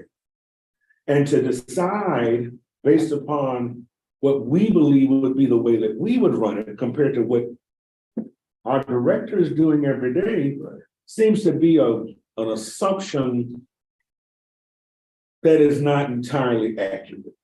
I defer to the expertise of this human services professional who's done this for a long time. If we make any decisions relative to how we choose to make the financial considerations in terms of the monies that we'll provide, then we should also expect that the responsibilities and the work plan will also be adjusted commensurate to that based upon those same recommendations. Thank you, Mr. Jones. So before, go ahead. Sure.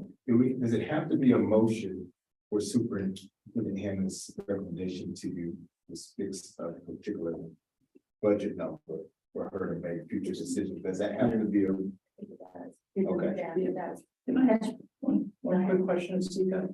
Mr. O'Brien, I thought asked a great question, and that was, you have one position, which one would it be? And that was the program specialist. So I'm gonna ask, if you got two positions, what would they be? I would like the program specialist, and I like the community engagement person. Because that helps us take care of all of those things that we now pull off of Holly and move that closer. I can't tell you how many emails I get about a website. So Can't do anything. So let me ask you this, so this one, if we left Holly's contract. And it didn't move. Is your answer still the same, or? If you left her and I did not have to, then I would say the two program specialists. But again, I would not want to be chastised for keeping Holly on as long as I need her. And as we move different responsibilities, then I can still have her fill those gaps. So the answer would be two program people. Okay, All right, Ms. Cummings, because I love you, I am gonna allow you to go ahead and comment. Yes, we love her. Yes. Madam Chair, I just want to piggyback on, Mr. Watts' comment, and this might not be the time, but I just want to see if there is an interest from this board of just allocating a certain percentage of the budget, giving it to our executive director and not managing her. And I like what, Mr. Jones said about the fact that she has the expertise. She knows what she needs. And we're just sitting here as board members, we're gonna vote one way or the other. I don't like doing that.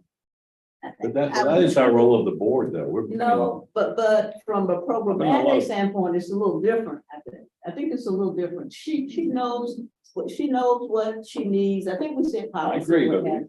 But, okay, my point is this, is there any interest from the board, and this might not be the time to make the motion, but I think what Superintendent Hannah raised is a good point.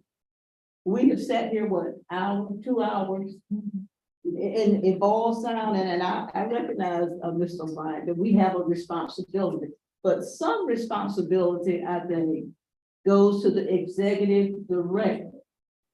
We hired her because of her experience, okay, in this particular area and in the community as well. And I respect her recommendations. I respect her opinion. So,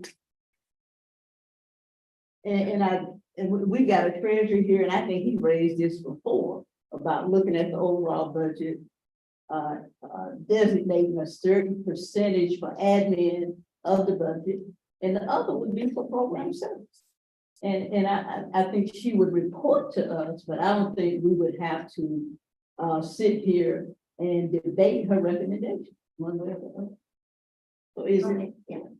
So much love today. Mr. Connor, yeah, please. Go ahead. Well, you know, I've listened to everyone's comment, and I don't run a hospital and I don't run a school board, but I run a small school, and I kind of look at my position as I would look at Seafa's position. And I have different pots of money that I can choose to do different things with limits, of course. But there are certain things that no one else can see because they don't sit in my shoes. So in my position, School Board Member Jones can give recommendations based upon, because this is his district, and the superintendent can give recommendations, but there are very delicate things that happen at our school that I know how our budget would best impact what we do.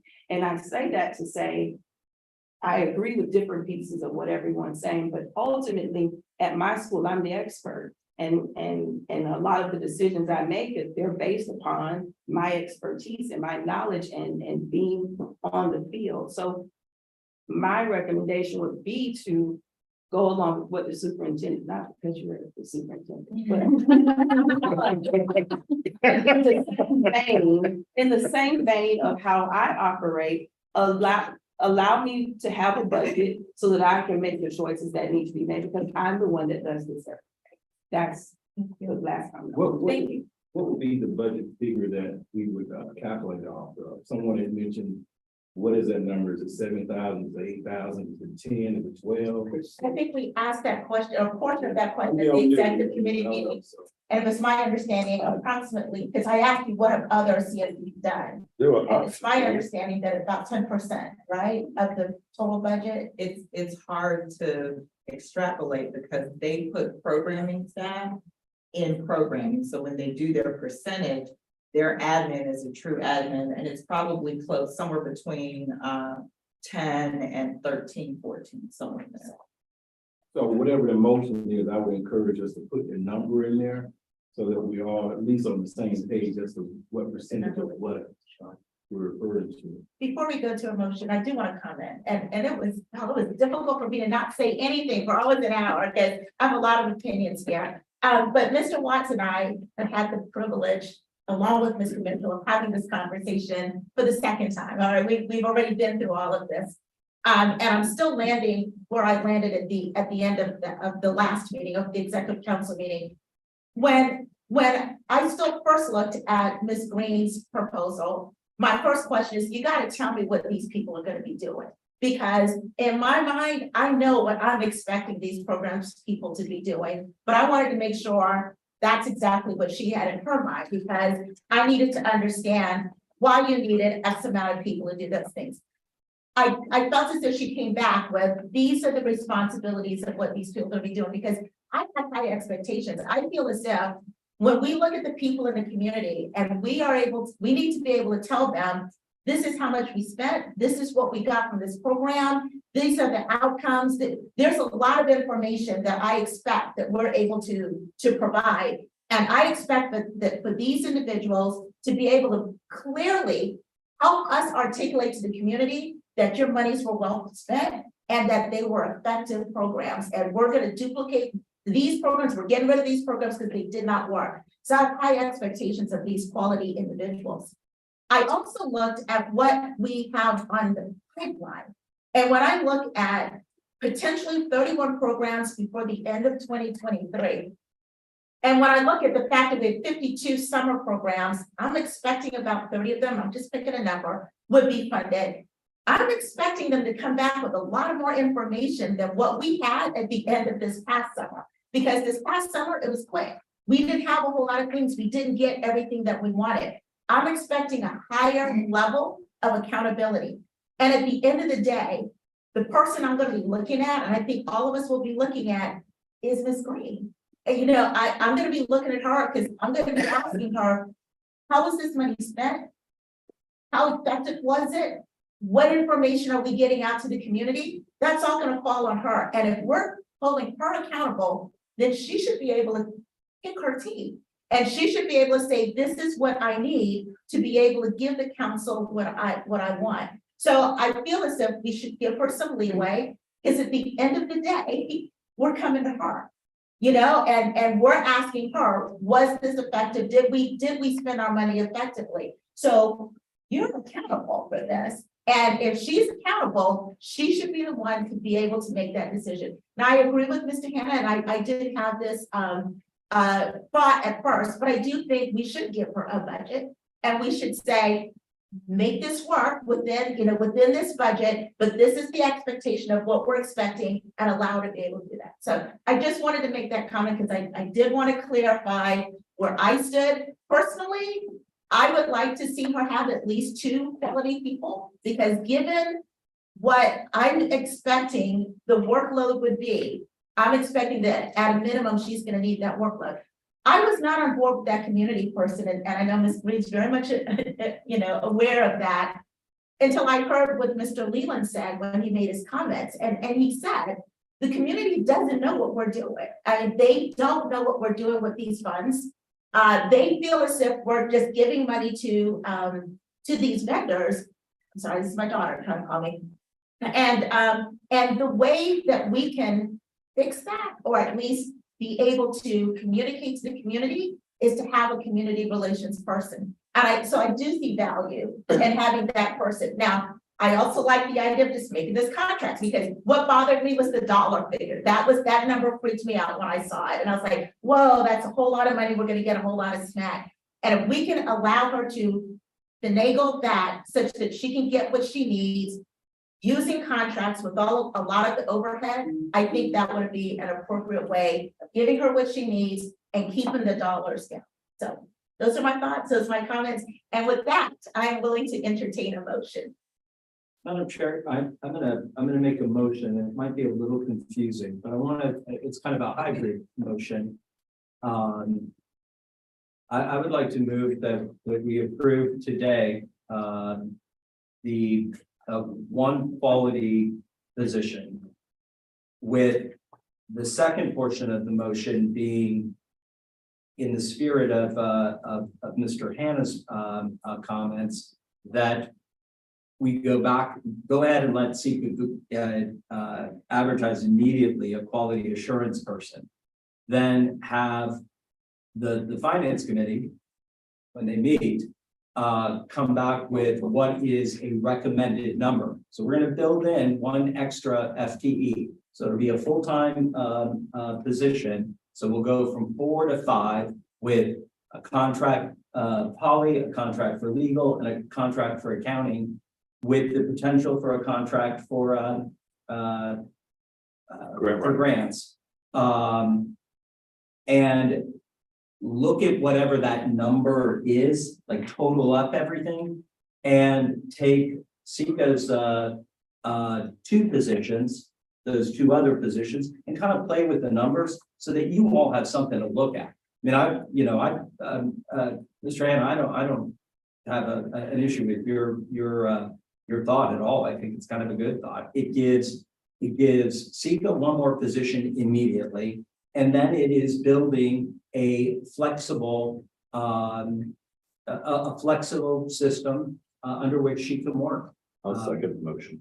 Can I ask a clarifying question? Sure. Okay, so if you're saying, give her the quality personnel, but when the budget comes back, is the budget going to allow for more than just that one person? Yes, yes. They're going to come back With the recommendation. with the And you're on finance, so you'll see it, where we can come back with a number and, some may say it's too much, some may say it's too little, but at least we will have defined it, and we're actually voting on something that has some substance behind it. But I do think, and I said this at the executive committee, I am all on board with one FTE immediately. But because I think long-term, we're always going to have 5 FTE, right? Maybe more. I don't think it will be less. But then we're really kind of building on top of that and giving her a total number. But yes, it would be the 5 FTE plus all the contract, and then it would be my assumption that it would be I would support this, coming back with a higher number that she could work with over a period of time. And by the way, every year, if we see that we're wasting money, that we don't need those positions, we can drop that dollar amount. If we see a demand for more services from a staffing perspective, we can raise that number. And then no one can say we're micromanaging our executive director, but we're giving her a pot of money to work with. The final thing I'll say in my motion is that every organization, and I have run 3 organizations, large organizations as chief of staff, kind of what a principal is. I'm given an FTE. I think Ms. Connor, you're given a number. Yes, you're given some flexibility, and I've learned about your principal's fun, but you're given some flexibility. But the FTE is a pretty set number. So we would be doing that, setting a number, and then giving Sika the ability to raise or lower it as she sees fit, which is something probably more flexible. Madam Chair, Okay, we have options A, B, and C before us. So what is this going to be? This is- The new take those off. This Right. there's is a a, new option. It combines this with some of what he said, which is approve one, allowing her to move forward now, but coming back with an identified amount that gives her flexibility to work within a range to add resources that she needs. And by the way, it could be a number that is enough for her to do both the 2 other positions she's recommended. Or she can just kind of play around with it a little. The whole concept, I hate speaking of Polly in a third person when she's sitting right here, but kind of playing around with that position, and maybe that's a position. When I asked her the question about what would be your second favorite position, Just point, it was that. sure, okay. just point clarification, and I'm on that committee, so I just want to clear direction. We could be looking at percentage of overall budget, for admin, or it could be a dollar amount. Yes. Am I correct? Yes. Okay, so we would have that flexibility. Okay. Again, I second the motion. And I was gonna say, Okay, to get it moving on. Ms. Mitchell's, motion too, and also too, when the board also still have a decision, if the recommendation is at a certain percentage, if the board disagrees with that percentage, we wanted a 0.5 factor higher or 1%, we would have that flexibility. Okay, so this, I just want to repeat, Mr. Hannah, go ahead. and then- So let's be clear. I understand, your point with, yes, she is given X amount of FTE, sorry about that. But with an organization this small, I don't think that's necessary. I think we easily could have gone with a money model. Other school districts even use a money model. They're responsible for every single salary, who's getting what benefits, who's getting what contribution, FRS, health insurance, all of those things, including the utility bill. I think in an organization this small, that may have been the better approach. Maybe that ship has sailed and we're now talking about every single little FTE instead of, in my mind, saying you have 10% of 7.5 million or 9 million or whatever it is, you can't go above or beyond that, period. Maybe that, I don't know if there's any reeling this back or maybe coming to some kind of hybrid, which is maybe what you're recommending now, that we're approving now 5 positions and some type of money model on the side. Yes. But I think maybe from the beginning, we should have just said, this is the amount of money. Yes. Don't go above or don't go I hear above. a second option. I mean, I hear a second motion. But I don't, Coming from you. So it's here one motion. Okay, so. But that's gonna require you to go back and figure out. the problem is, I don't know I don't know if we can reel that back in. Right, and here's what I want to do. I really believe that one position is needed immediately. I truly believe that. And that's why I made the motion the way which I did. Otherwise, I would have said, hey, we'll do a finance committee and then it'll come before the board. And it's like, Sika's looking at, 2 months down the road, I was just at this point, and we're just giving her a number. We have the ability to approve a position today. I don't think, Mr. Hammond, that we will ever go below 5 FTE. I just don't. I just think that, and so we're really we're only solving an immediate problem today. And taking your suggestion and bringing it back after the next finance committee meeting at the next board meeting. Okay. Any other clarifying questions with regards to the motion? I just want to make sure. So the motion is that we approve 1 quality position today. Then she can go ahead and get that advertised and move forward with that. Then the budget committee convenes. They determine a percentage, and I think that's where I get wishy-washy. Or an amount. A dollar amount or a percent. Right. Okay, and that decision is going to happen at the budget committee. Then we bring that back to the council. Right. For the council to approve it, so that. And they can say take it's it from too there. much or too little. Okay. Yes, All right. we're just like the executive committee was going to make a Right. recommendation on this. We Right. will sort of left it to everybody. We will make a recommendation on a dollar amount to be voted on. Okay. Any other clarifying questions with regards to the motion that's on? So who's the finance committee that's going to be bringing back this recommendation as to how much money will be made available to her ultimately to consider? Making a recommendation back to this policy council. It is Commissioner Cummings, myself, the chair, and Mr. Hannah. That's Any other questions? Mr. Chair? That's it. You can. I just want, All right. I didn't know. Yeah, we have a motion on the table. Ms. Clay, will you please do a roll call for me, ma'am? Yea or nay? Judge Miller? Yes, public comment. I'm sorry. We have to call. Other comment. Okay, thank you all very much. Just. I know, we are now for public comment. Do you have any public comments, Ms.? Yes. Yeah. First public comment, Mr. Neil King. I'm gonna waive it. Y'all are doing okay, and I'll talk to you later. Okay. Next public comment, Mr. Whitfield Williams.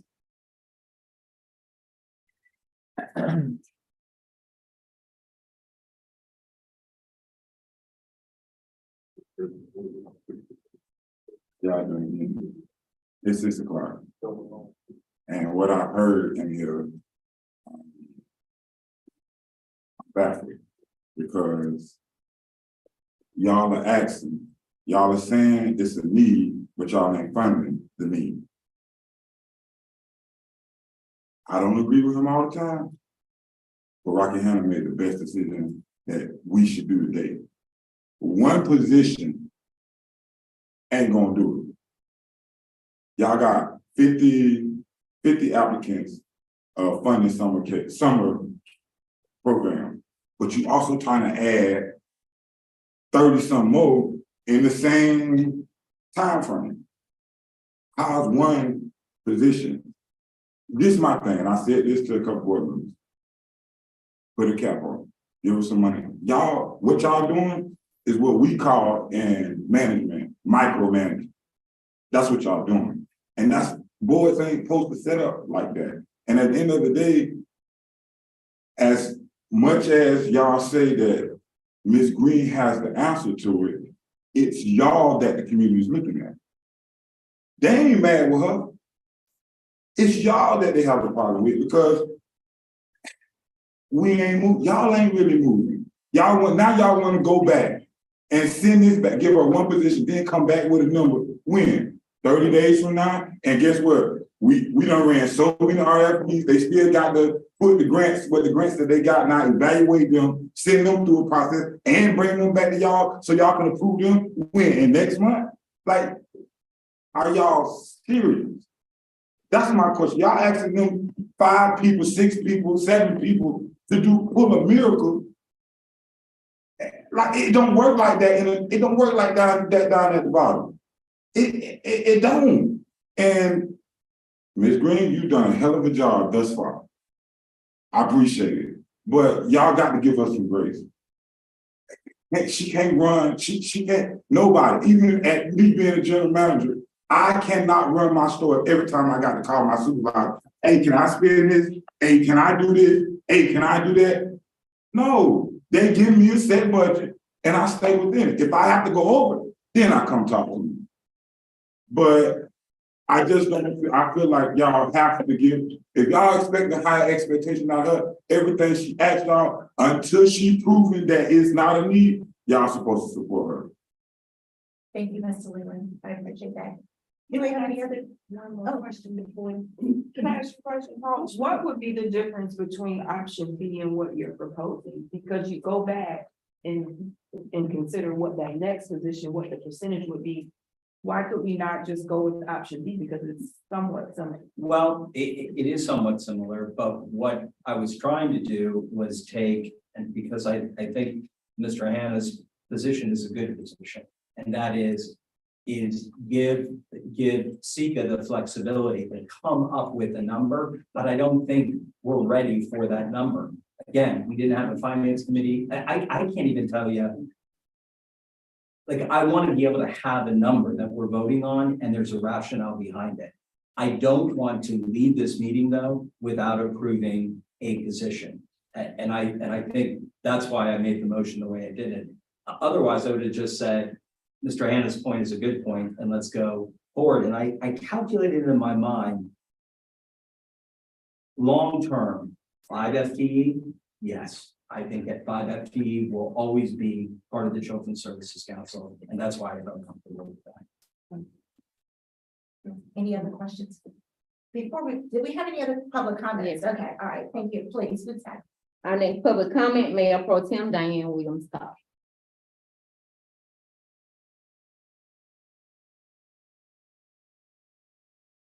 Good evening.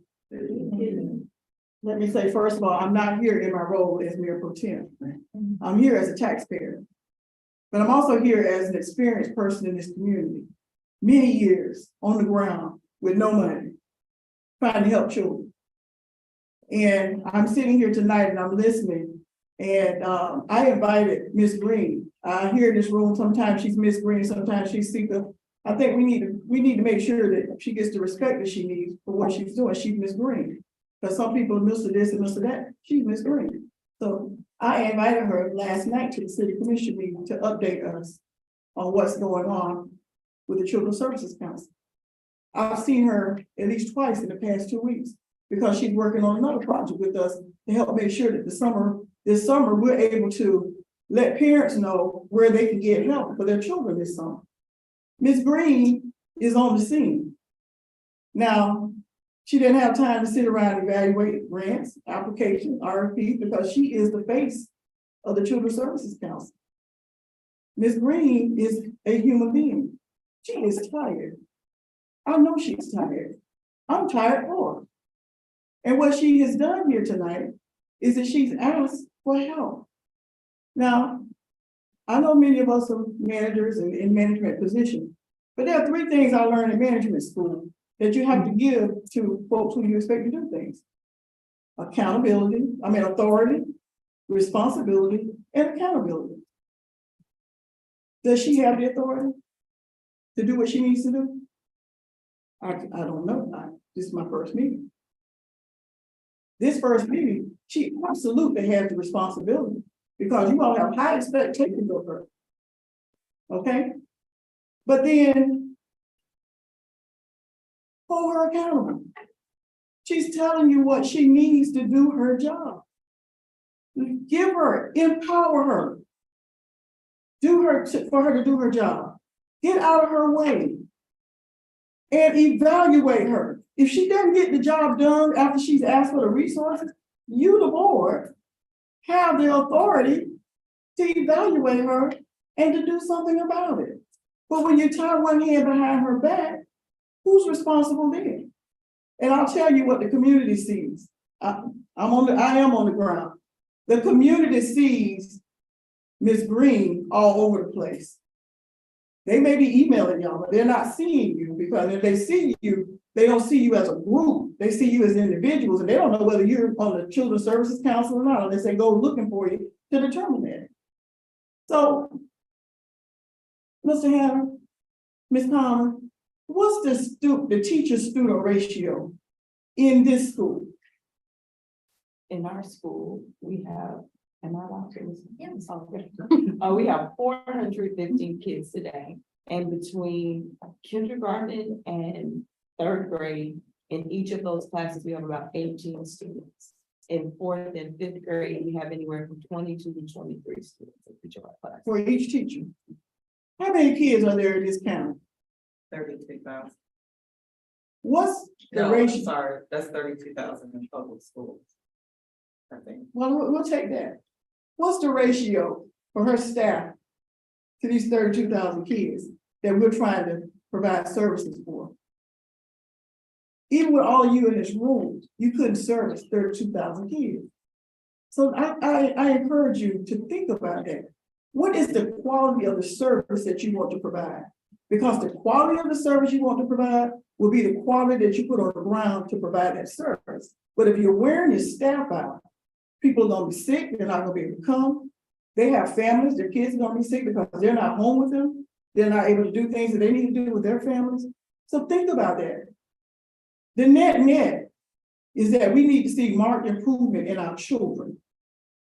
And I think as a taxpayer, if I can see little Johnny, who was enrolled in a summer program, who is now enrolled in another program, is showing improvement, then I don't mind paying the tax dollars. So I encourage us. Ms. Green is telling y'all what she needs to do her job. Now, if you wear Ms. Green out, your next executive director is gonna tell you what they need to do the job. And your next executive director, because you keep burning the candle on both ends, you're gonna lose everyone, and then you won't have folks that wanna come and do this good work. This is an opportunity. How many of you started an organization from the ground up? How many of you have had to do this kind of work in the community to start your organization from the ground up? And have to respond to however many, at least 300,000 folks in the county. How many of you had to respond to 300,000 folks when you're doing your organization? Thank you, Paul, very good. 25. Very good. How many? 25, well, whatever the state of Florida. Okay, great, but I bet you all of them weren't emailing you at the same time, weren't looking you in your iPod. I'm just saying this, and I'm gonna sit down. I've worked in state government, understaffed, under budget, overworked, not appreciated, and not paid. But I had to do it because I had to take care of my family.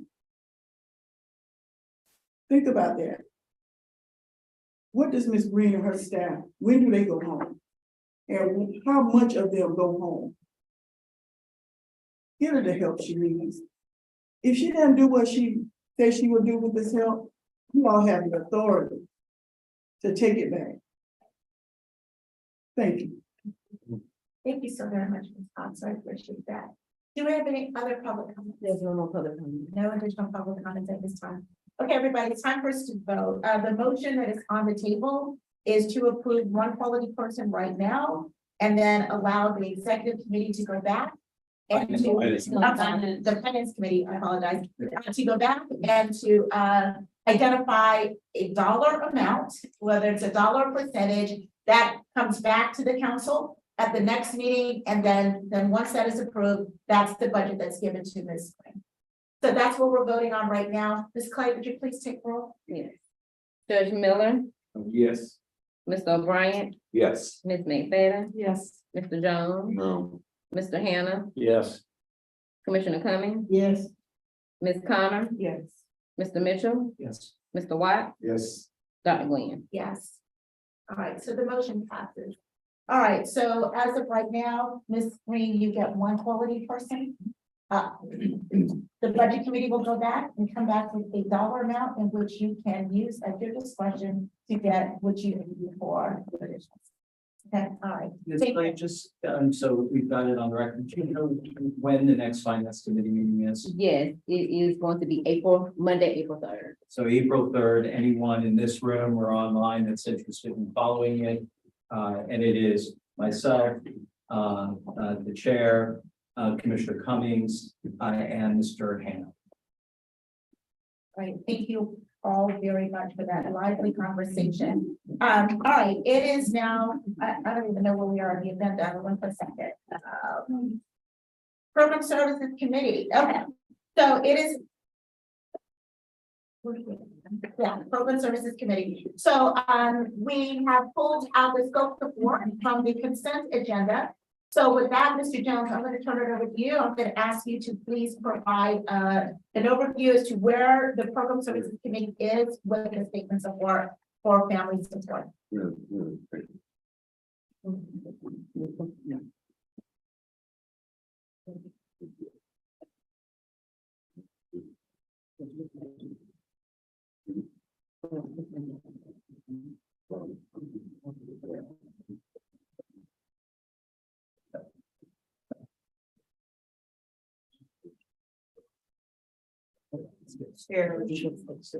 Chair John, Yeah, would you like me to do intro on? Yes, how we please. got here, okay. So as Chair. Okay. So council members, as we pull from the consent agenda, the Program Services Committee report, that report basically is null and void now. And so you have a handout with some revision to the scopes of work for the procurements that we hopefully will be issuing on March 27th. So with that, ignore page, I think it's 48. You can ignore 48 on that and only look at your handout, which should have some red lines on that. Yes, Yeah. we did provide the scopes of work to the Program Services Committee. They provided input. Ms. McFadden was one of the last ones to do that, and it was after, no fault of hers, well, she was noted. So, but that was done after we had already noticed the agenda. And so after speaking with her, we wanted to pull it, incorporate her suggested edits, and then provide that to you. And so with that, I don't chair. Do we also have the program procurement approval process ready for review? No, That's that what- will go to Program We'll deal with Services. that next. Okay. Yes, on April 6th. All right. So with that, I'm giving that background. I didn't know whether you wanted to have That's- a conversation. I think that's perfect. So we now, again, we have the statements of work for the procurements moving forward. Is there any comments, additional information required? Yes, sir. I just have I was hoping that you could describe for me the family resource centers. We'll start with one, and I forget who it was. And this maybe Mr. Skeen who said, let's make sure that there's at least a requirement that in year one there is one center. I support that that position, but I'm sort of trying to get a picture of what one of these resource centers is gonna look like. Well, the good part about it, Glenn, armed with the information that came from our initial study, that what was Needs it? assessment. Our needs assessment, we're looking at doing an overlay to identify targeted census tract areas where these family resource centers would go. And that the respondents would provide based upon what we will have identified as issues of concern at those respective targeted areas of nuanced family resource center to meet that community's particular needs. Ideally, we could imagine that we might have one in Bond, historic Frenchtown, Springfield, the Providence community, each one beset with its own different set of demographic information. Bond, compared to another community might be in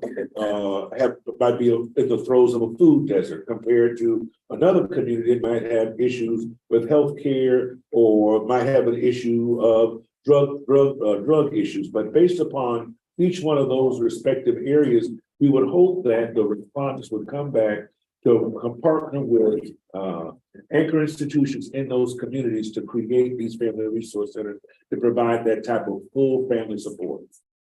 But what will they look like? Though? Yeah, That's what- I So, think- see, you may want to. Yeah, but I just drawing a picture, I'm starting to get a better sense, like, it sounds like a very cool concept, and I get that each community has a slightly nuanced set of needs. Right, But for the most part, we've established what needs we want met. right.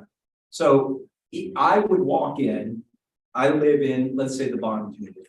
When I walk in and there's a family resource center.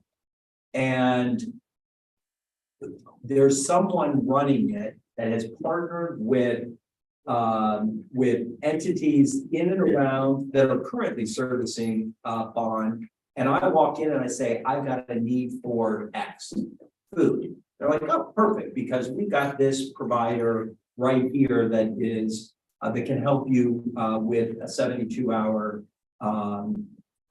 source of food. Am I getting that But right? that would be up to the respondent to provide the information that clarifies what services will be provided. Yeah. Can I? Okay, Yeah. yes. I can lean in a little too. First of all, this is an ITN. Right. So part of that is that, it can be very specific and we get to negotiate with them. The second thing is that this says there'll be no less than 2 over that period of time. It could be 3, so they do have the opportunity to come in, name the neighborhood. And then if you look under page Exhibit 1, Statement of Work, you'll see that they're supposed to focus in on these very issues such as child abuse, neglect, and so forth. Right. And when you look at outcomes that are usually associated with this, we're going to benchmark it against some of the national outcomes that they've done research on. Okay, so I'm not sure if it was Neil or Rick who said this, but the idea, I think you answered that question, Liza, that the ITN requires at least 2 in the contract period, and the contract period is. Right, that was something actually, it was one of the changes I made to it. It has, because they originally had that they have to set up 3, and I was concerned about doing that in a 24-month period. Yeah, so it's a 24-month period, and now it's a requirement of at least 2. So if they said in the contract in their ITN, hey, we can prove that we can do 3, that's optional, but it's really, we said it will establish and operate. Oh, no, we just switched to 2 because we were concerned. How could they get 3 going? Yeah. How could they get 3 going in a 24-month period? Okay. Additionally, Mr. Steen talked about membership. When we looked at some of the models across the state, the membership isn't such that it is deterring, but rather allows us to collect data on that family. So they have a membership in the FRC. And they're able to collect data and demographics on that family, be able to track them, keep track of the services that they're using. If it's food pantry, if it's parenting classes, if it's mentoring, if it's drop-in or reading, community reading, whatever those services are. So it's not a paid membership per se, but it does become a membership pillar in that community. And it allows us to be able to kind of track that family, particularly because outcomes do attach to reduction of maltreatment, reduction of calls to the child abuse hotline. It also serves as a resource. I'm just gonna use Judge Miller is sitting here for referrals from the court system when maybe there is an involvement with PI, but it's not far enough to remove the child. But there are mandated parenting programs, mentoring programs, counseling programs.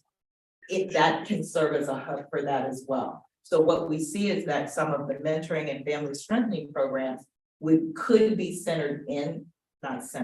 could be hosted in those centers, but also have the ability to go out and be with the family. So through the ITM process, the provider would use the information from our needs assessment and their experience to help target where they propose family resource centers should be, how that's going to work, and the programming that they would partner with in that area to bring to that center. So I love everything right here. The only thing that concerns me, and again, I think it was Mr. Steen, the idea of membership of providing information, you know, there's a big government side of me to say, look, but I can get over that. The per se line, Ms. Green, that you used makes me a little bit nervous. I don't want to charge, and I don't know how to say that. And I don't know, maybe the Program Services Committee contemplated that, and you have a reason that you would like to charge. But it troubles me, I would say that somebody coming in to a family services center in any of the communities that we think they will be targeting, and I know it's up to them. I do agree with Mr. Steen that it would be a deterrent to have any fee whatsoever, a dollar with that show, and that's all I have to say. Thank you. Yes, I just, well, first of all, I just want to commend the Program Services Committee. They're doing such a great job. These proposals are awesome, but I had a concern about the family resource centers and the restriction that you have to have 5 years of the experience. And I just wanted some clarification. Would that be experience working with children, nonprofit experience, having a family resource center? What do we have in mind when we say 5 years of experience as part of that requirement? So there are providers in the community, I won't name them because I don't want to get in trouble, but there are providers in the state and outside of the state that have literally made a profession of developing these centers around the country. Okay. We do have a few that are based here in Florida, and we've seen some of their centers. So that's what. So in Tallahassee, we have some in Tallahassee. We anticipate research. Maybe, but I know we have some not very far from Tallahassee. Okay. That have ventured into other areas of the state. Okay. And have literally the contract for the 7 that are in that area of the state. I do want to go back to the membership fees, just to clarify.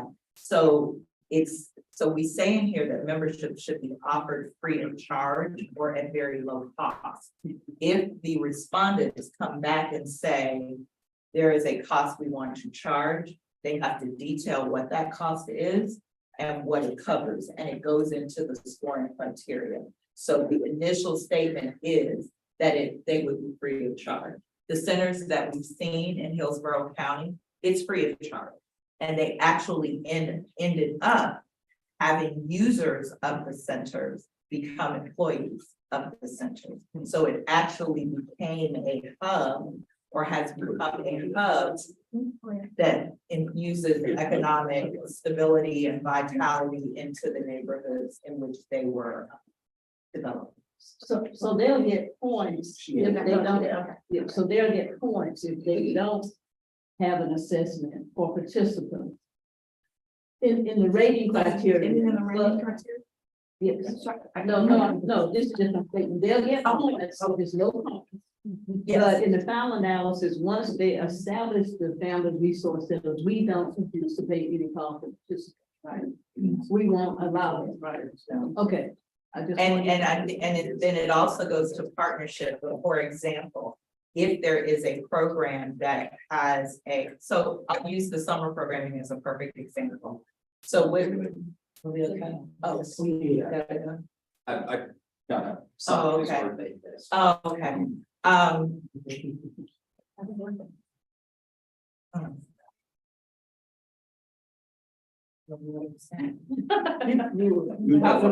Program. Yes, okay, summer program. So in the summer program procurement, we said that our expectation is that there will be no charge for any participants that are in line with the funding that we provide. If you have to charge, it would have to be something like a supply fee or for instance, an art program, they can subsidize all the $10 of that art fee.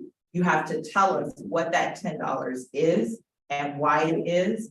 And then even we as a council, we could absorb that, but it goes into the scoring.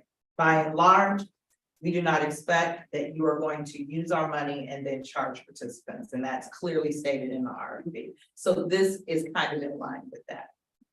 So I'll make a motion to approve it as amended. So Absolutely. we have a motion on the table.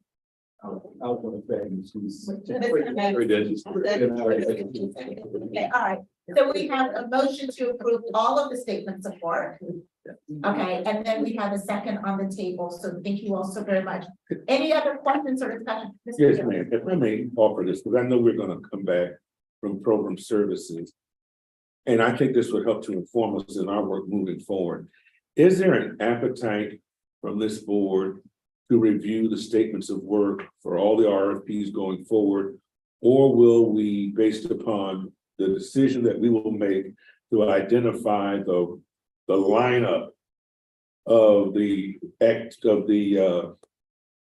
what do we call it? The categories, right? Under the framework, is there an appetite for us to bring the statements of work back to this council to ratify? Or will, after we will have made the decision for any particular area, whether it's prenatal, career services, and when we can bring those back, that the program service committee in cooperation with the executive staff would create those statements of work for us to send out as RFP.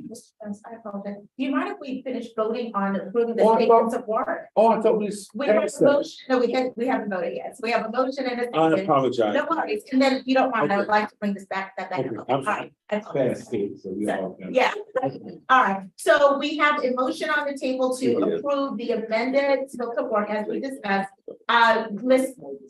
Yeah, so, okay, so any public comment right now?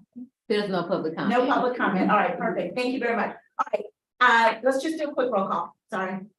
Ms. Judge Miller, Yes. Mr. O'Brien, Yes. Ms. McFadden, Yes. Mr. Jones, Yes. Mr. Hannah, Yes. Commissioner Cummings, Yes. Ms. Connor, Yes. Mr. Mitchell, Mr. Watt, Yes. Dr. Glenn. Yes, okay, the statements of work. I am so excited. These can go on the street on March 27th. I'm really excited about that. Ms. McFadden, I yes. wanted to respond to Mr. Jones' comment. My preference would be that it come to this committee because, or to the full board, for the reason being that, I think all the statements of work should be visible to the public. And by coming back to the full board and being put on the agenda, they're visible to the full public, even if it's on approved consent agenda, but I think it needs to come back just for that reason to have that Aren't they made transparency. public when the RFP is published? Well, yes, but that's not quite the same I'm thing as. good either way, but I'm just saying, but I didn't want to take it back if there was no interest in us taking it back. If there's interest in us taking it back, we'll take it up. So is there interest in us reviewing that? So can I just a clarification? So when the statements of work will come to, so when the statements of work come to the program services committee for their review and comment, they are posted. And to our credit, we are getting much better and posting things 7 days in advance. So they are posted And of course, we have public comment and we have all of that as well. So if they come back on consent or rec, so that will be 2 times that they will be posted. So I just wanted to give that. And the only reason I was concerned about it, I just think that, and I guess if it's on consent, that's fine. I just think it creates another level of bureaucracy that delays us putting these products on these RFPs on the street. And again, I just believe in the subject matter expertise of the staff. And I'm not in any way diminishing our role as council members, but as a school board member or as a county commissioner, we don't review statements of work. We empower the staff we tell them what we want, and then we empower them to get it done. And that's the only reason I wonder why the statements of work would need to come back to us after we'll have already decided that this is what we're spending money on. Because I don't know that my review of a neonatal statement of work, or all of us as a council, provides any different level of expertise beyond what we would expect the staff to provide in consultation with whatever consultants they would use to create a nuanced statement of work that will get us back the results that we want. But we're willing to do it if that's what y'all would want. I just didn't want to take it up and there was no interest in doing so. So, Madam Chair, are we talking about a delay? Did you mention a delay? Because if we make a decision as a service committee, that gives us 3 weeks before we have to come back to us for them to get the RFP on the streets. Okay. I mean, if we want that, require that oversight, then so be it, but I would defer to the expertise of the staff. But again, program services is happy to take it up if y'all want to. We got a program service committee member who says yes. We can just do a simple poll. Y'all want to review the statements of work as a full policy council? Let us know. I mean, they don't need to. Yeah, I like your suggestion if we could look at and evaluate what has to come before the board versus what doesn't. I like your suggestion that I've read a lot of this stuff, but I was like, it was good, I guess, but I didn't. Because that You're would not have gonna have We got the general counsel reviewing these Yeah. proposed several contracts. levels. Yeah, I was just gonna say, but we did have several people today comment on pieces, and I think it does provide the public with, more opportunity to come before us and have those conversations versus if it's posted on the website. I'm not sure people always see that, and I'm not sure it's as clear to them as how to get back and have a comment with us. So I would just err on the side of as much information we can get out to the community, I think is better. So that's nice.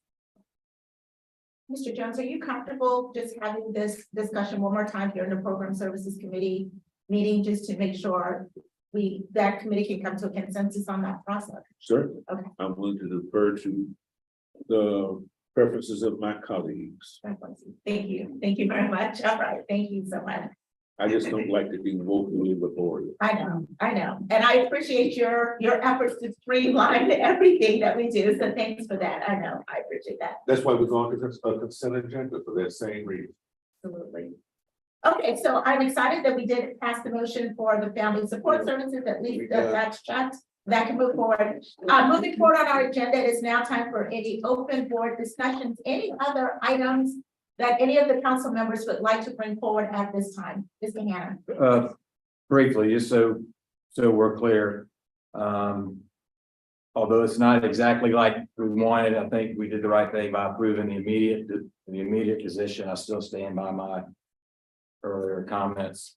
But I think for the immediate future, we need to get somebody in place. I love the presentations, but I can stand up there for 10 minutes and make myself look like IT it, right? But without this quality assurance person, then there is no one else to really check and do a deeper dive and to see, did we get an inch or did we get a mile, right? If you would turn to page 7 on I'm looking at the budget, our approved budget for. Now, this says through February of 23. So is that date? Yeah. Go ahead. Yeah, go Explain ahead. it. Yeah. So these are, every month we bring you the finances from the close of the month previous. So I we're in March, so this is up through February. Right, so if you go down to, see, if you look down, I know you asked for that, other position, Mhm, community outreach. Is there, do you see a line that says public relations budgeted? I do, Do you see an amount that was budgeted and approved? I do. Okay, I just want to be curious of it.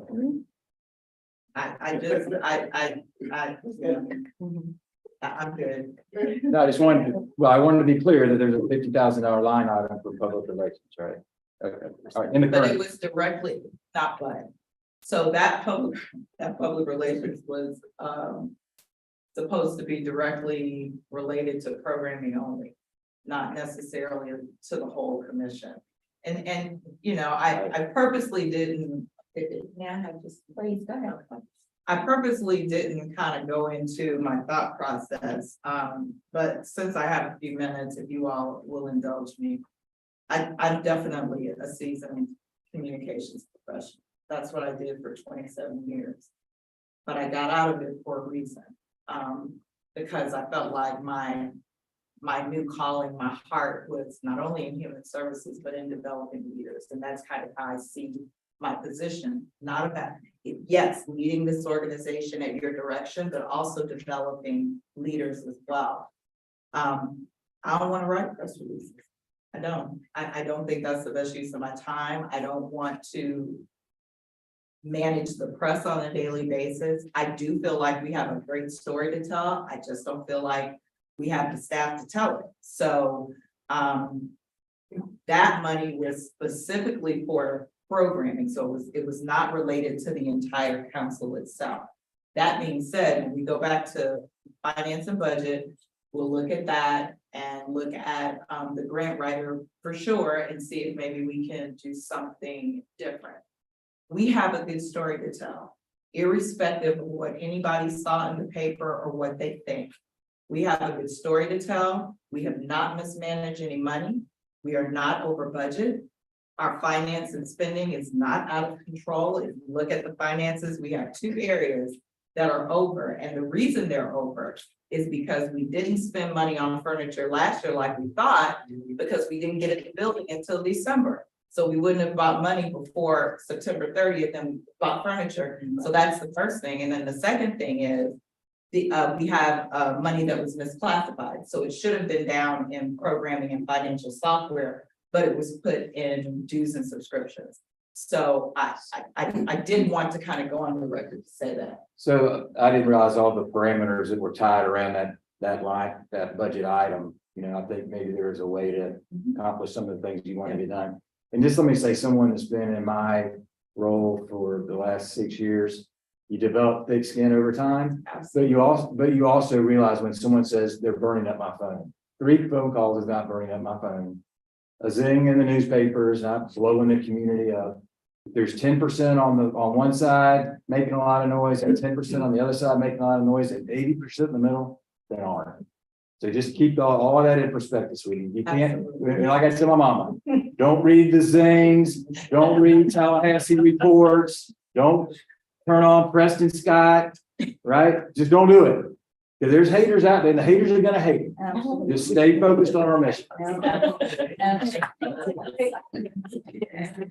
much for that, Mr. Hannah, and I did want to have very similar comments. I believe our staff's working really, really hard, and I don't think you all get the credit that you deserve, honestly, and I just want to say, I appreciate, and I'm sure everybody else really appreciates the work that's being done, and we come in, and it seems like bang, bang, you know, boom, like a lot of hits, but we value that, and I value the board members, and these meetings are not fun, I gotta tell you, you know, they're a little stressful, you know, I pulled up and was like, man, okay, you know, let's go in here and let's go ahead and finish this conversation, but we are doing really good work, and I do appreciate everybody's thoughts and efforts, and it's a lot, and we're doing this on our time, you know, so I just want to say I really appreciate that, and thank you for your comments.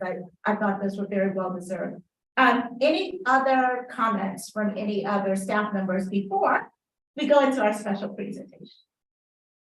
Oh, So you gonna have a member comments? Yes, we are. Okay, I did want to say, No, before discussion, yes. okay, I apologize. Well, if I may, Yes, you may. and I don't want to in any way appear disingenuous, and I know I have often left meetings early. And after I have left, a great deal has occurred in my absence, to include us having derailed early learning and I just think that it is important, as I said earlier, that we give this organization the oxygen and nurture that it needs. Because who we ultimately serve in this deserve it, and they need it. And I find it I'm very disappointed when we create an environment that makes it easy for us to appear vulnerable. I just am reminded, as a person who was on the ground before, when this was a ballot issue, our community overwhelmingly decided that they had faith in this process and this investment in our children. And that alone provides the context for our stewardship moving forward. That our public, in an overwhelming majority, said that they believe that we deserve to make an investment in children, the best investment possible. And here now, coupled with the amazing experience and talent of a team of rock stars, right, who bring a compelling and infectious enthusiasm to this work, but also a great level of confidence and intellect. I just think, as I often say at school board meetings, when I talk about my superintendent, the best is yet to come for us. So we can't be weary in this well-doing. We also cannot be dissuaded by disparate voices that really may oftentimes wittingly or unwittingly do the organization harm. We need to circle the wagon around our leader and the work that they are doing and our team. And I just think that that is important. And I come prepared at today's meeting to do that. I'm grateful for the way you managed, Madam Chair, to help us to bring consensus on these issues. And so I think that our time was well spent. I did cast a lone vote because it wasn't that I did not agree with the rest of you. I cast that lone vote because I believed in the recommendations that were brought forward by our leader. And I believe that as a person who has managed a not-for-profit myself, I just think that that's important, and that informs the way I deal with other human service professionals, because I've been. So anyway, but thank you for a great meeting, Madam Chair, and thank you for the great work you do, Madam Director. Thank you very much, Mr. Johnson. All right, with that, Ms. Connor, I'm gonna ask you to please.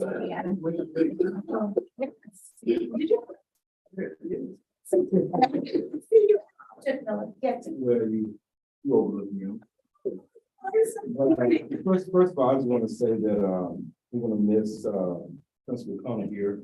Yes. You know, a lot of times you always see me by myself over here, and she would come in, and I had a buddy as a young board member, and so your presence really really missed. I think the short time that I've served with you, you've been a professional. I've learned from you, and definitely wish that you just kind of stay. I tried to negotiate. Stay until she's like, okay, I gotta go. Another thing too, I want to recognize one of my mentors who passed away, Judge Carroll. He swore me into this board. He passed away last week. The family had a funeral for him last week, and he mentored me. He was my assigned mentor. I pretty much stopped by his office every day before I went into my court, and so I really appreciated him and everything he's done for this legal community. So I just want to recognize those. The same judge that signed you in. Yeah, he turned over, swore me in. Judge Kevin Carroll. Yeah, he had been a circuit judge for over 12 years. Okay, I don't want to overlook anybody else. Any other comments? People do not see it. I mean, Just very briefly, I want to just commend, our executive director, and her staff for just doing a great job, and I hope she recognizes that we value her. We don't take what you do lightly, and we take our position seriously as well. But, we respect your expertise, your good humor, and, she takes everything in stride. But we appreciate you and of course your staff as well. Okay, next thing, at our county commission meeting Tuesday night, I acknowledged Ms. Connor as being one of our inaugural board members that's leaving the board, and she is also this is Women History Month, and also one of the 25. Yeah. Additionally, I also acknowledged on the commission that Ms. Holly McPhail, who is was one of our inaugural employees, Children's Services Council. She's also. I just wanted to congratulate you. Awesome. Thank you very much for that. All right, am I missing any other texts? Anything else? Is this where we talk about Carmen? Yes, we are getting to that point. Oh, we're getting to that. Yeah. We're not there now. Okay. Yeah, Cause I got a speech for that too. John, but Ms. Connor, will you please stand? All right. As you've heard all of the accolades, and I just don't want to people. So I want to. First vice chair. Yes, she was. You served this committee extraordinarily well. You were the very first vice chair. You were quiet, but when you spoke, you had something very powerful to say. And so we definitely value everything that you've done for this committee and what you're doing for the community and what you're still doing. And I just hear nothing but good things about what you're doing here. So thank you for your service. And we just want to tell you we love you and we appreciate you. All right.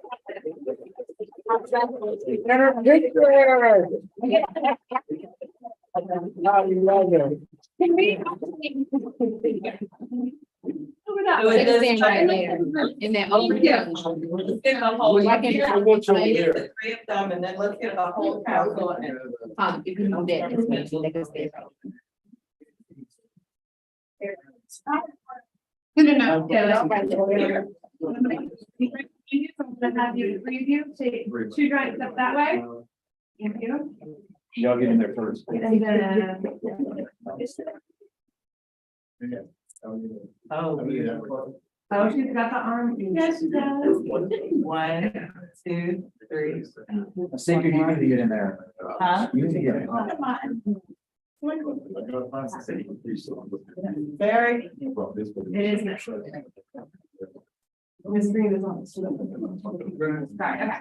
okay. No.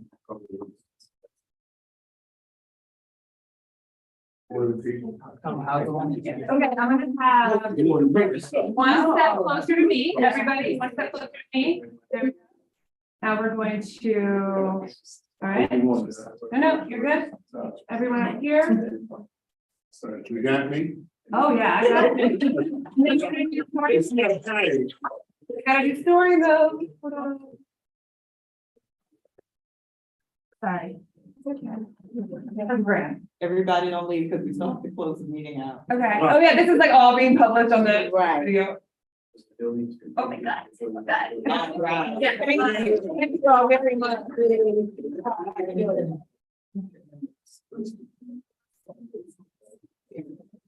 Thank you so much. And I did want to also acknowledge that the reason why we had the meeting here was in honor of Ms. Connor. We didn't want to make you travel to your last meeting. Okay. But we just wanted to be on site where you are doing a lot of this wonderful work. So thank you so very much. Yes. So at this moment, if there are any other members who would like to make any comments about Ms. Connor.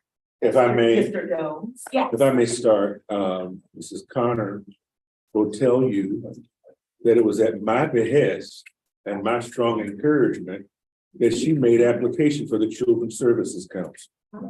As a person who fought real hard and as Commissioner Cummings will tell you, when you expend your political capital on particularly talking about increasing taxes, you do so at great risk to your political career.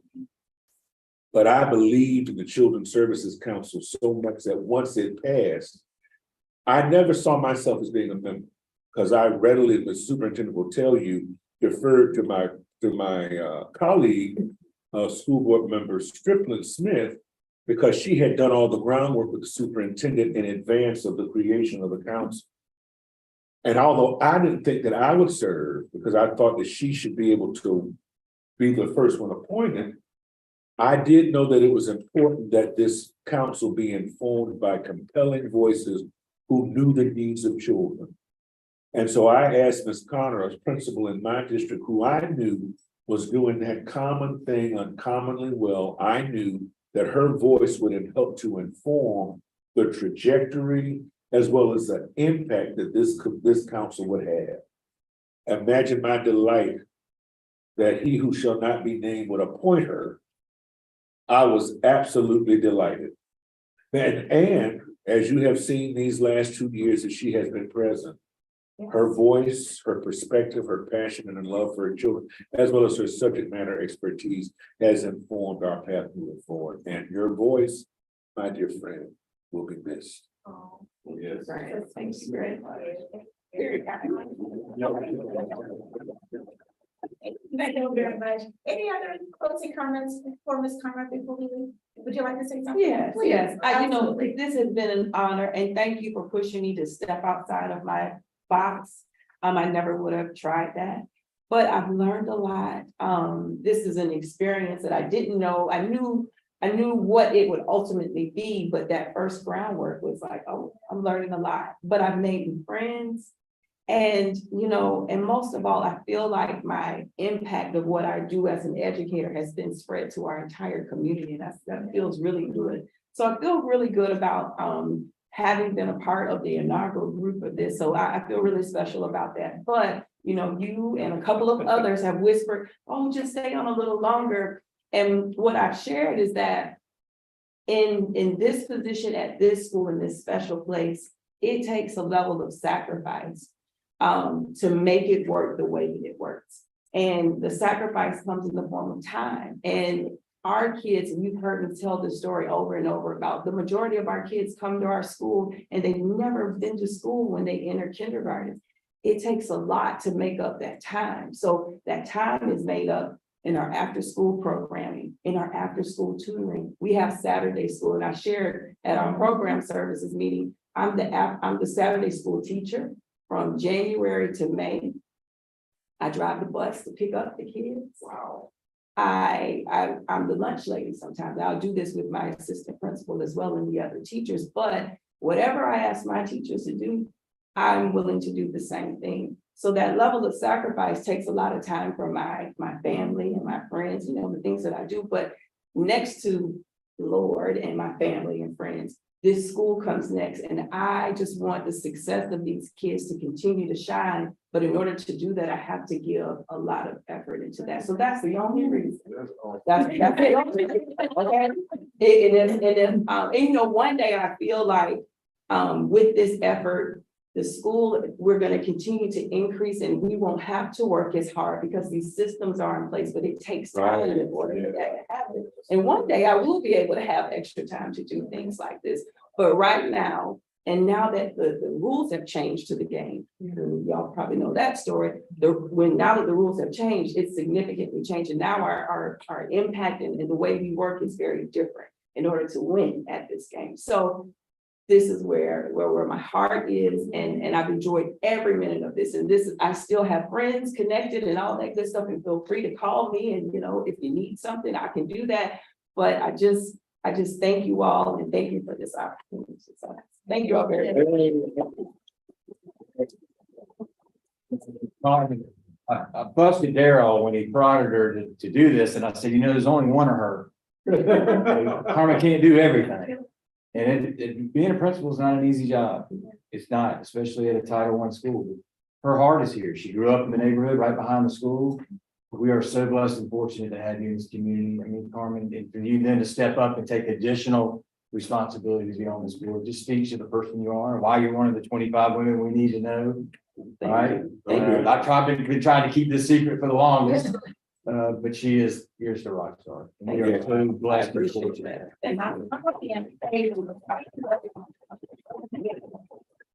Let me just add this one little thing. Do you know if you go to that back fence, now I can, but Terrence or Rocky or the judge can, you can take a rock and throw it and hit her house. That's how close she lives to the school. So when we say a stone's throw away, she is literally a stone right there at the edge of that fence. That's true. I can see the school from my front yard. Thanks again, very much. Thank you. Thank you very much. Okay, everybody, we're moving on. So our next meeting is going to be, at the council, building on St. Augustine Road on Thursday, April the 20th at 4 o'clock. So just reminding y'all, don't show up here, Carmen's not gonna let y'all in. Y'all show up here on April 20th. Right now, what we have on the agenda, we will have another community impact meeting.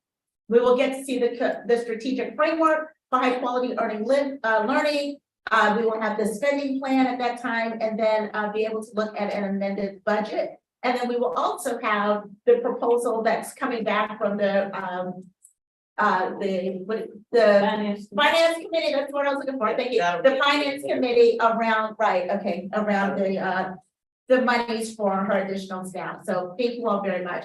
One other thing before I let everybody go, today is Mr. Jones's birthday.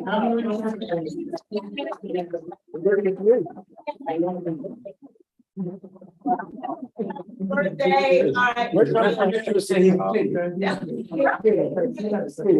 right. Cheesecake, like a lot of cheesecake, every time it's the day. So happy birthday, dear. And I know Paul had to leave, but yesterday was his birthday. It's your birthday. It's Saturday. Saturday. And she is definitely not fitting.